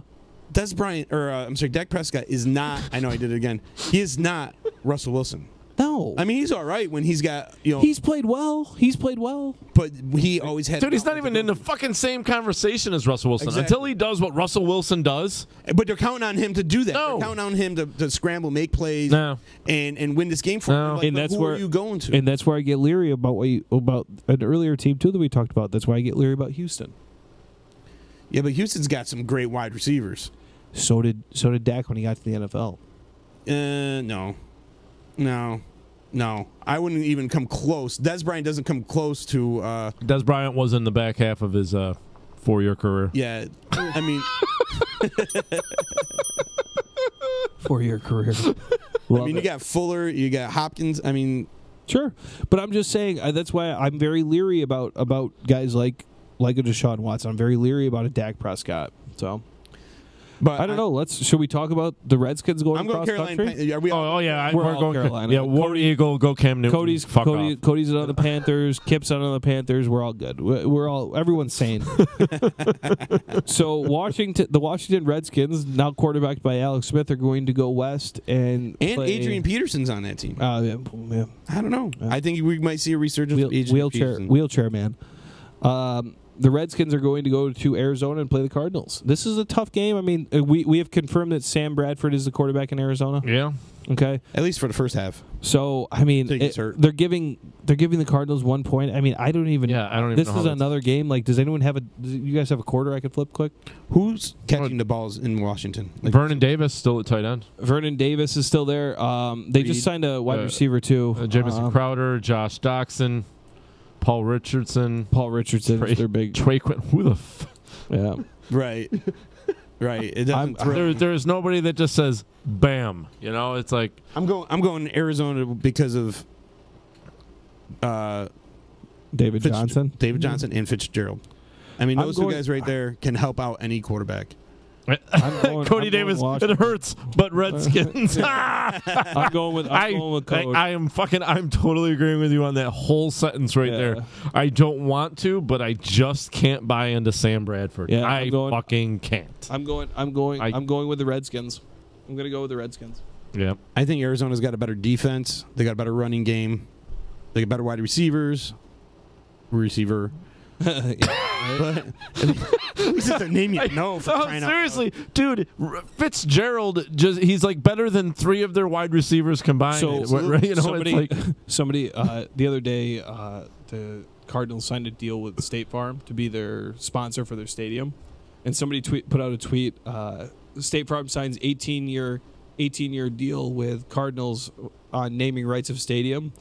So they'll see Larry Fitzgerald to his retirement year of 100 catches in 2035, which is true. So, yeah, I think I'm going Washington. Kip and Cody are differing here. So Cody's going to go Redskins and Kip's going to go Arizona, which I really think this might actually be one of the better games this week. What? I'm saying. Wait, Arizona and Redskins one of the better games? I think it could be close. As far as a matchup, goes, it's right there with Denver, Seattle. Cincy, Indy. Over in the which we're totally revisiting. Put it over in the we're hoping Red Zone doesn't show their highlights column. Seriously, there's 3 bad games right fucking there. We don't see games usually this bad until week 16 or 17. Let's get on to the better game here. The Packers versus The Bears. 7.5. I have no problem at all picking Chicago this week. None. You'll find me licking my pen quick and circling the away team. the Bears. Give me Chicago. Give me Chicago going to Lambeau in 50 to 60 degree weather with the team that they have now ready to fucking show something. Matt like Nagy. 80, I don't give a fuck what the weather is. It's not snowing. Right. Yeah. It's not cold. It's not wet. Give it's me not rainy. Chicago. Matt Nagy's first NFL game as a head coach with Mitchell Trubisky under center, Jordan Howard in the backfield, Trey Burton, Allen Robinson across from Taylor Gabriel, and Kevin White's finally out there on the field. You know what? With that defense, you know what? You can't circle them twice. I'll give Green Bay 7.5. I'll give Green Bay 7.5 because the fucking Bears are winning week 1. I think they're motivated. I think they're looking at it. They circled this game. It's the fucking Packers. They want to leave their mark. They're embarrassed from last year. Last year, we almost beat the Packers twice. Right.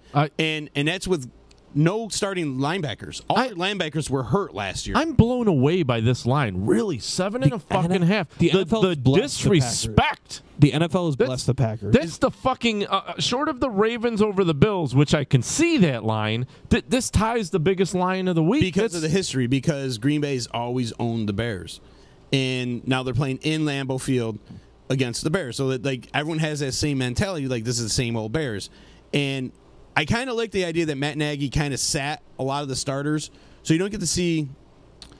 I think that's where this line's coming from. I really do. I think it's because he sat the starters week 4 and week 5 of the preseason for the Bears. He sat them all. He felt that they got enough practice reps. What are they? They're going to get 20, 25 reps in a fucking meaningless game with vanilla plays against vanilla defenses.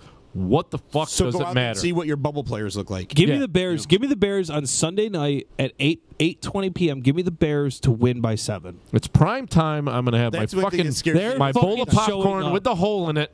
I'm there, baby. I'm telling you something. He's gonna deliver a speech to that team.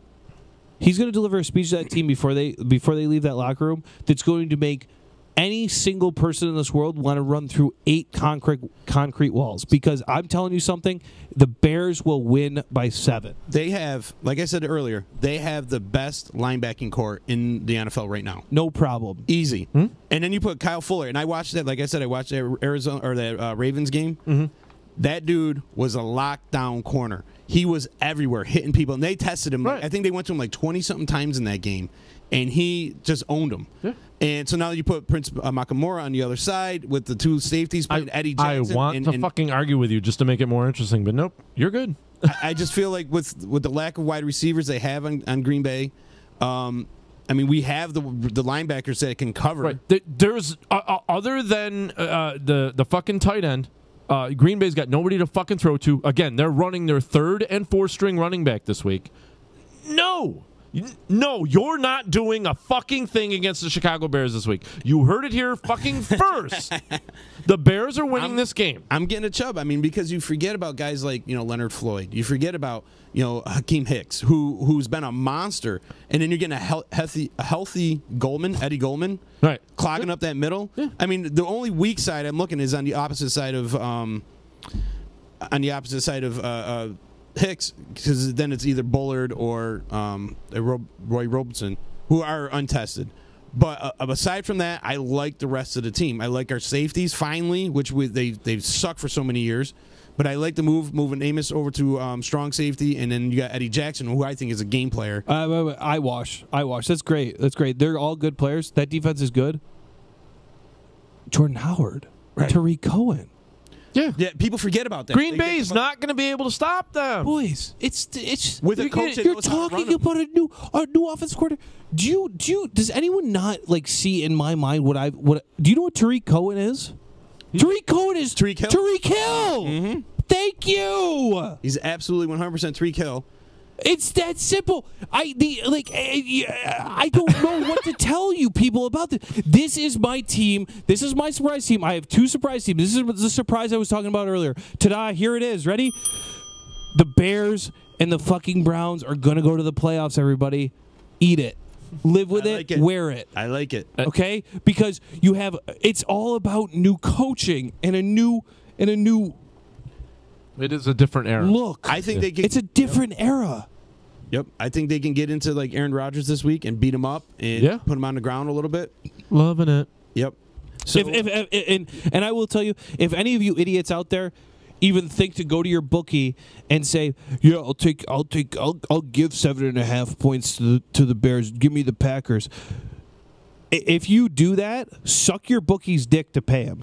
Okay? Suck his dick. All right? And then never listen to our show again. All right? That's all I have to say. Well, we're either going to gain a bunch of fucking new watchers next week, because of our Look, I'm not here to bring the party down. It's just that I run on semen. Yeah, let your bookie know.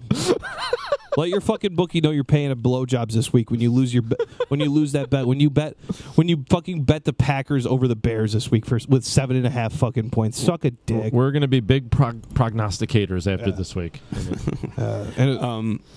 Go ahead. I'll let you guys introduce the next game. On to the next one. We got the Detroit Lions versus the New York Jets. Versus Sam Darnold. The Jets going into Detroit for the first game of the year. I love it. I love this opener for the Jets. I think it's a good way to get into things. It's a tough test. It's a tough defense. It's a tough test, but that's not a loud place to play. It's not a tough place to play. No, you're right. It is not Minnesota. It is not KC. Exactly. Yeah. There's not much of a running game to scare you. So you're really looking at Matthew Stafford. Yeah. And Stafford. And who's your? Golden Taint. Yeah. I mean they have. He's got a golden taint. What they haven't had a 100-yard running back since 14. Detroit has literally the they got LeGarrette Blount. The feature, yeah. Well, so they should win the Super Bowl. They have the feature of ding ding ding. Detroit has the feature of mid-level wide receivers. They have 3 guys who just get it done. It's not anybody that's going to wow you. I mean, you guys know who I'm gonna pick. I think 6.5 is a crock of shit. I think the Lions are the favorite. I'm not saying that they're not, but 6.5 I think is bullshit. If you gave me 2, I might think about taking the Lions.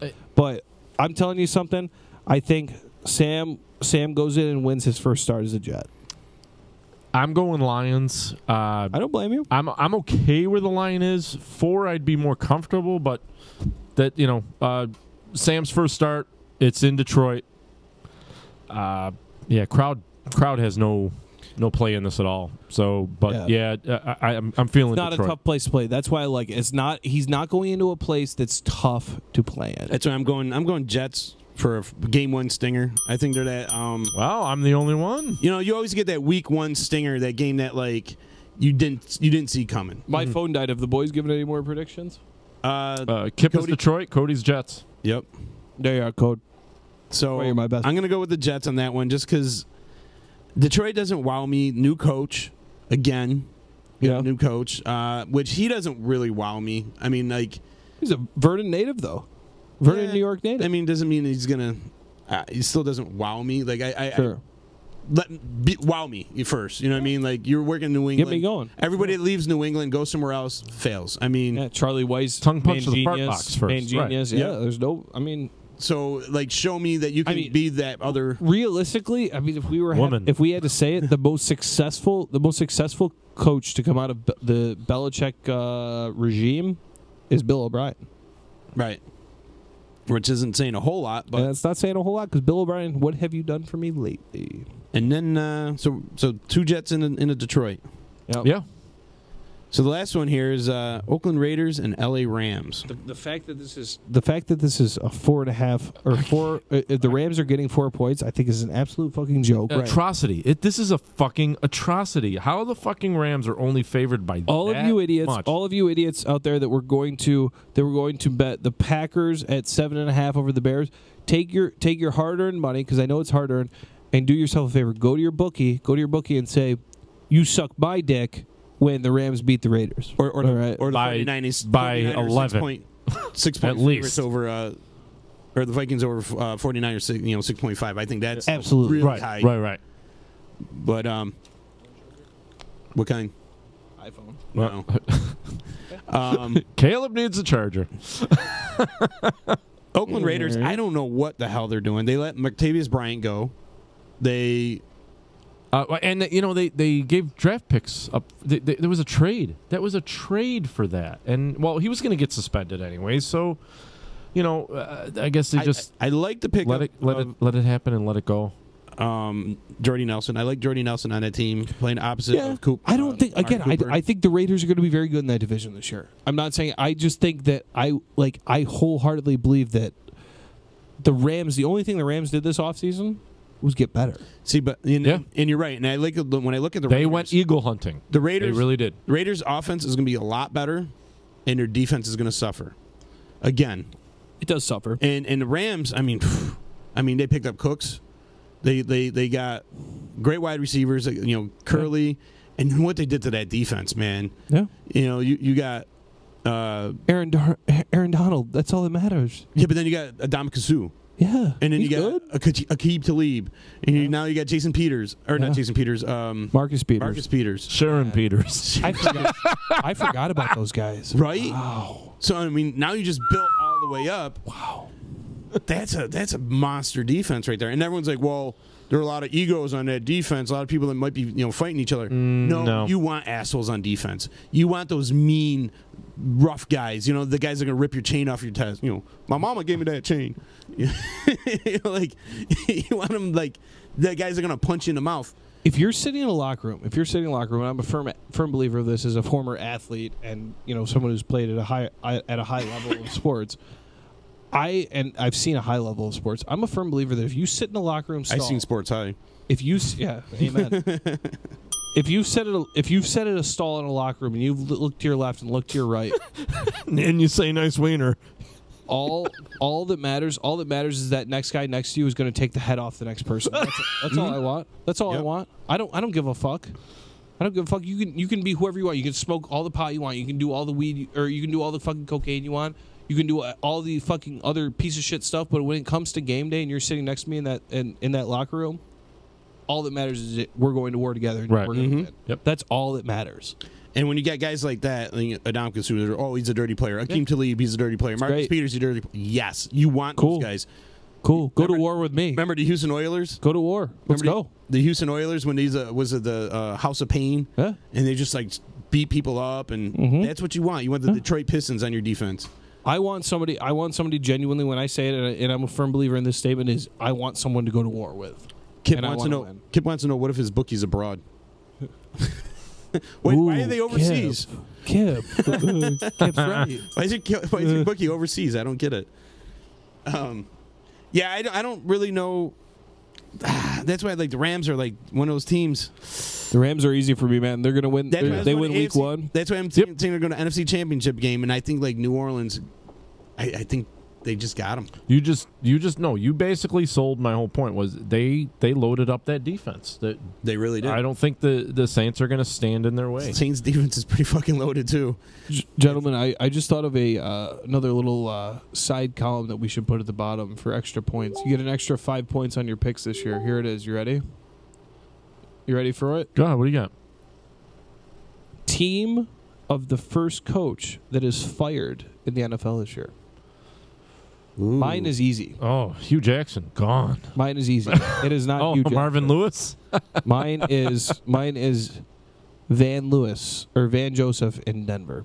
Yeah, I can see them getting.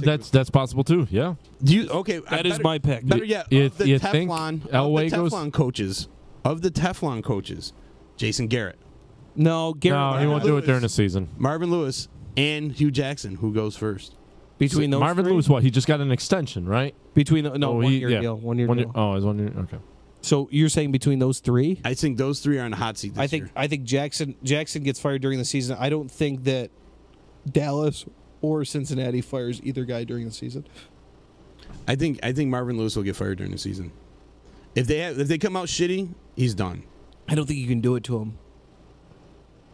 I don't know. I wouldn't have brought him back otherwise. I think if Hugh Jackson starts out laying a fucking egg like 0-3, there's no reason not to fire him.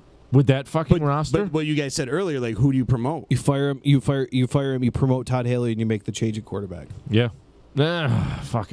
See, now I have to agree with you if they fucking do that. I disagree with you if they. No, do. If you fire your head coach, there's a reason. It's because you've been losing, and the reason if you fire Hugh Jackson, it's because you've lost.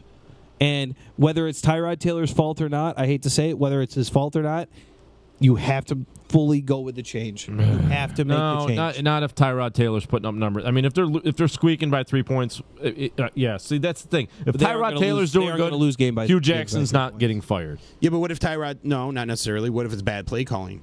You're not putting your quarterback in the best. Well, then Todd Haley needs to go with fucking Hugh Jackson and fucking out the fucking door. You promote the fucking tight ends coach up, and you put Greg Williams as head coach. Todd Haley also is a run first coach, so you're going to see a lot of running this year by Cleveland, which is a good thing. Which is something that's why I don't understand why you don't.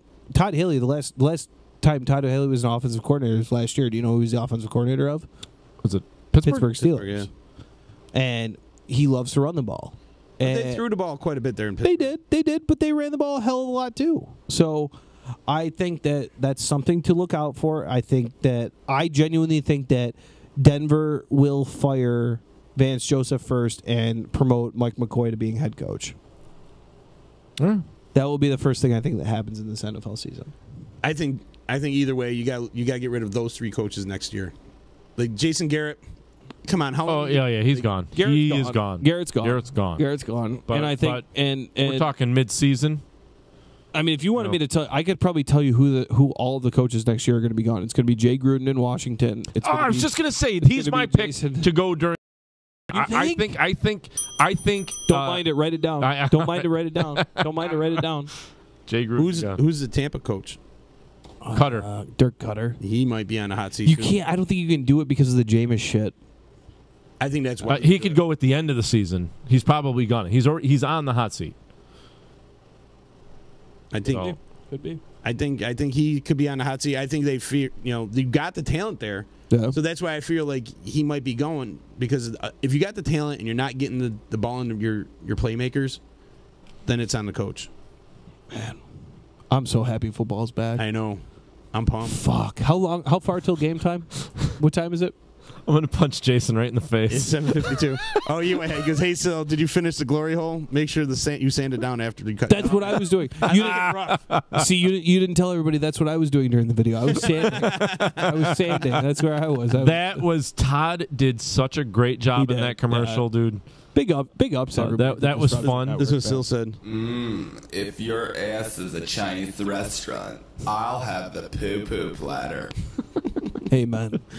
No, that was a lot of fun. We wanted to let everybody know we're coming back. Todd did a great job with it, because otherwise we look stupid. Cody says game kickoff is at 8:20. Yeah, Cody's Eagles fan. Cody's ready to go. And then you guys get your first loss because you both picked Philly. How about so Cody got married about 3 weeks ago. Sorry to hear that, brother. Yeah, so apologies for Cody. Condolences. So as a wedding present, me and Ryan, who's been on the show before with us too, Dick in a box. We got him in a Eagles customized I think it was just regular, not Super Bowl, but customized jersey, 8 and 12 for the day they got married. Oh, they were nice. Eagles jerseys. So Cody isn't a big Eagles fan. I'm looking forward to watching the game with him tonight. So I will be. We're actually, to get the bar promo in quick, we're going to go to 72, the new bar over at the Odd. Oh, nice. Oh, yeah. For the start of the game. And then at halftime, we're going to migrate back to the motherland of O'Donnell's, because Michelle's working tonight. So I think that's our plan tonight. So I know Cody's excited. The last time that Atlanta and the Eagles played, we were there. So it's weird. It's weird not being there. But I will tell you guys that that is my one lock of the week. Are you working tonight, Chicken? I am. I will be over at Sickenburger babysitting the drunks. Hopefully they got the game on the big screen. Sickenburger. Shit. They usually play the game on the big screen there outside. Yeah. So, I was like, I'm just heading home, but I was like, well, fuck, I might as well, if you're going to be there at halftime, I might as well head over. But you're going. No, I got to babysit the drunks. I will say though, a quick plug. Something personal and near to me is on Saturday. Sickenburger is actually going to be hosting the after party for the stair climb. the 911 stair nice. climb. So, which if you're out and about, and you're, I will gotta say, Jay Stevens, the one who did our Arnold Schwarzenegger impression here, he is participating. Yeah, and so my condolences to his wife because she's gonna be a widow. But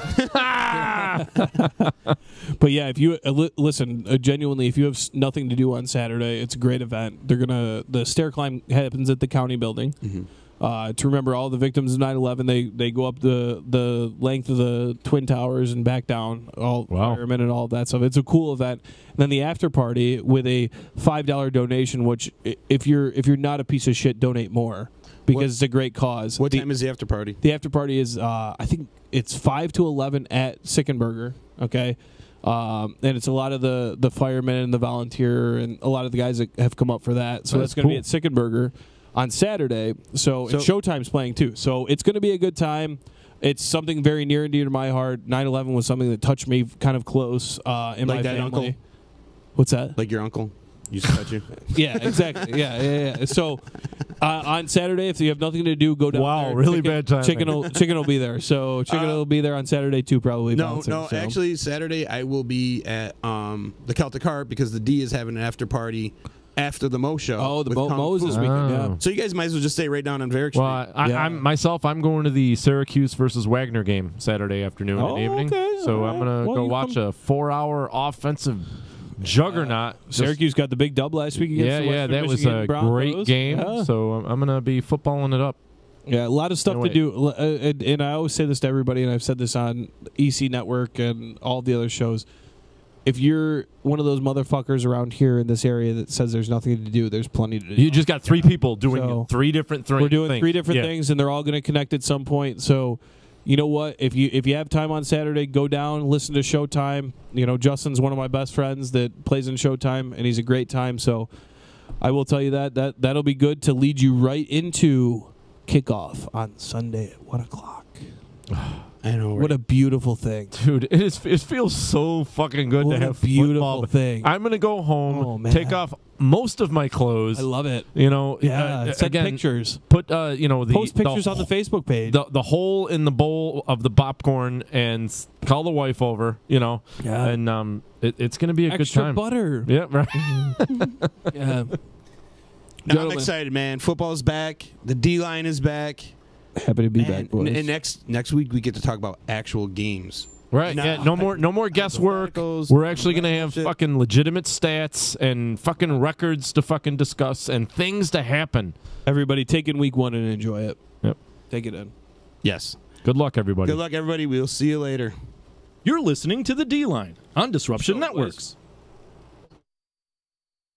Hey, Disruption Network. This is Mike Sacco, the general manager at Nye Volkswagen of Rome. If you don't know me by name, it's only because you have not received the best deal. There's only one reason to leave Utica, and that's to come see me in Rome and get the best deal on your next new, pre-owned, or certified VW. Mention that you heard this ad from Disruption Network and receive $250 off your next vehicle purchase. You'll know why our customers say, I love my Nye VW. Come see us at 5865 Rome Taberg Road in Rome or visit us online at nyvwofrome.com. The Property Sisters of the Mohawk Valley was born when 3 top producing agents with over 25 years of combined experience selling real estate joined forces to take real estate to the next level. We practice with honesty, integrity, and the knowledge to help make the buying and selling process easy and stress-free for all of our clients. We pledge to always make our clients our top priority from start to finish and even after the house is closed. We will always be a valued resource for information and assistance for our buyers and sellers. Our customers over the years have become not only past clients, but great friends. As we join hands together as the Property Sisters of the Mohawk Valley, we look forward to serving our clients and our community and making a positive difference. You can reach us at 315-601-9630 for all of your real estate needs. Hi, this is attorney Nick Pasalacqua. The team of attorneys I have assembled at Pasalacqua & Associates has been carefully hand-picked to include the best trial attorneys in the particular areas of the law that we practice. Have you been charged with DWI or any other crime? Members of our team include former assistant district attorneys, now fighting to protect your rights 24 hours a day, 7 days a week. Have you or someone you love been seriously injured in a motor vehicle accident? Members of the team at Passalacqua & Associates include former insurance defense attorneys, now fighting to ensure that you get every penny you're entitled to. If you need legal help quick, don't waste your time or money calling anyone else. Remember, for legal help quick, you better call Nick and the team at Passalacqua & Associates. 315-500-NICK or 315-500-6425 or visit cnytriallaw.com today.